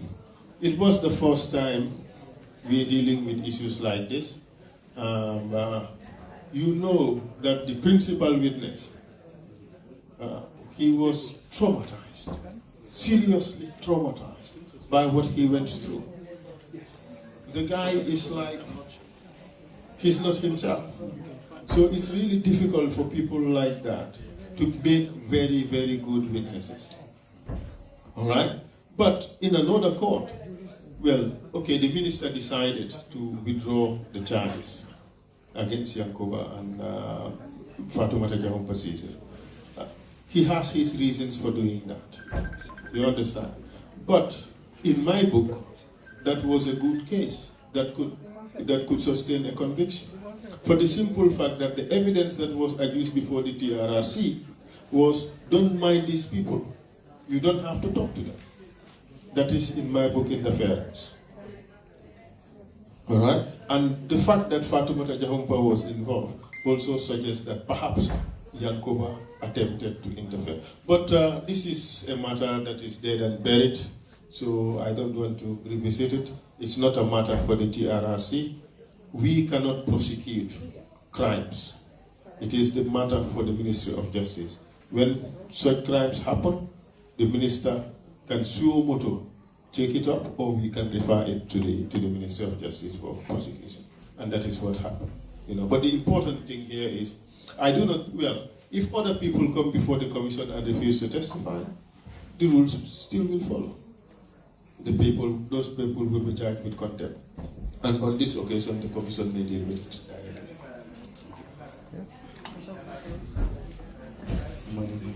Yes. Okay, the last three.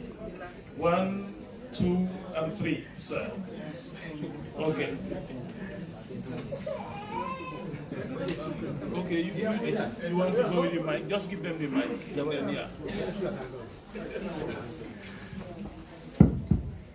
Hello, my name is Sankung Sise from Bansan.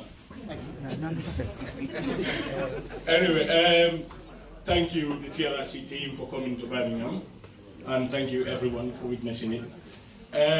My question goes to Mr. Farr, because over and over we've been hearing like the issue of amnesty, that the people who carry the greatest responsibilities are going to be the people who are not going to be given the amnesty.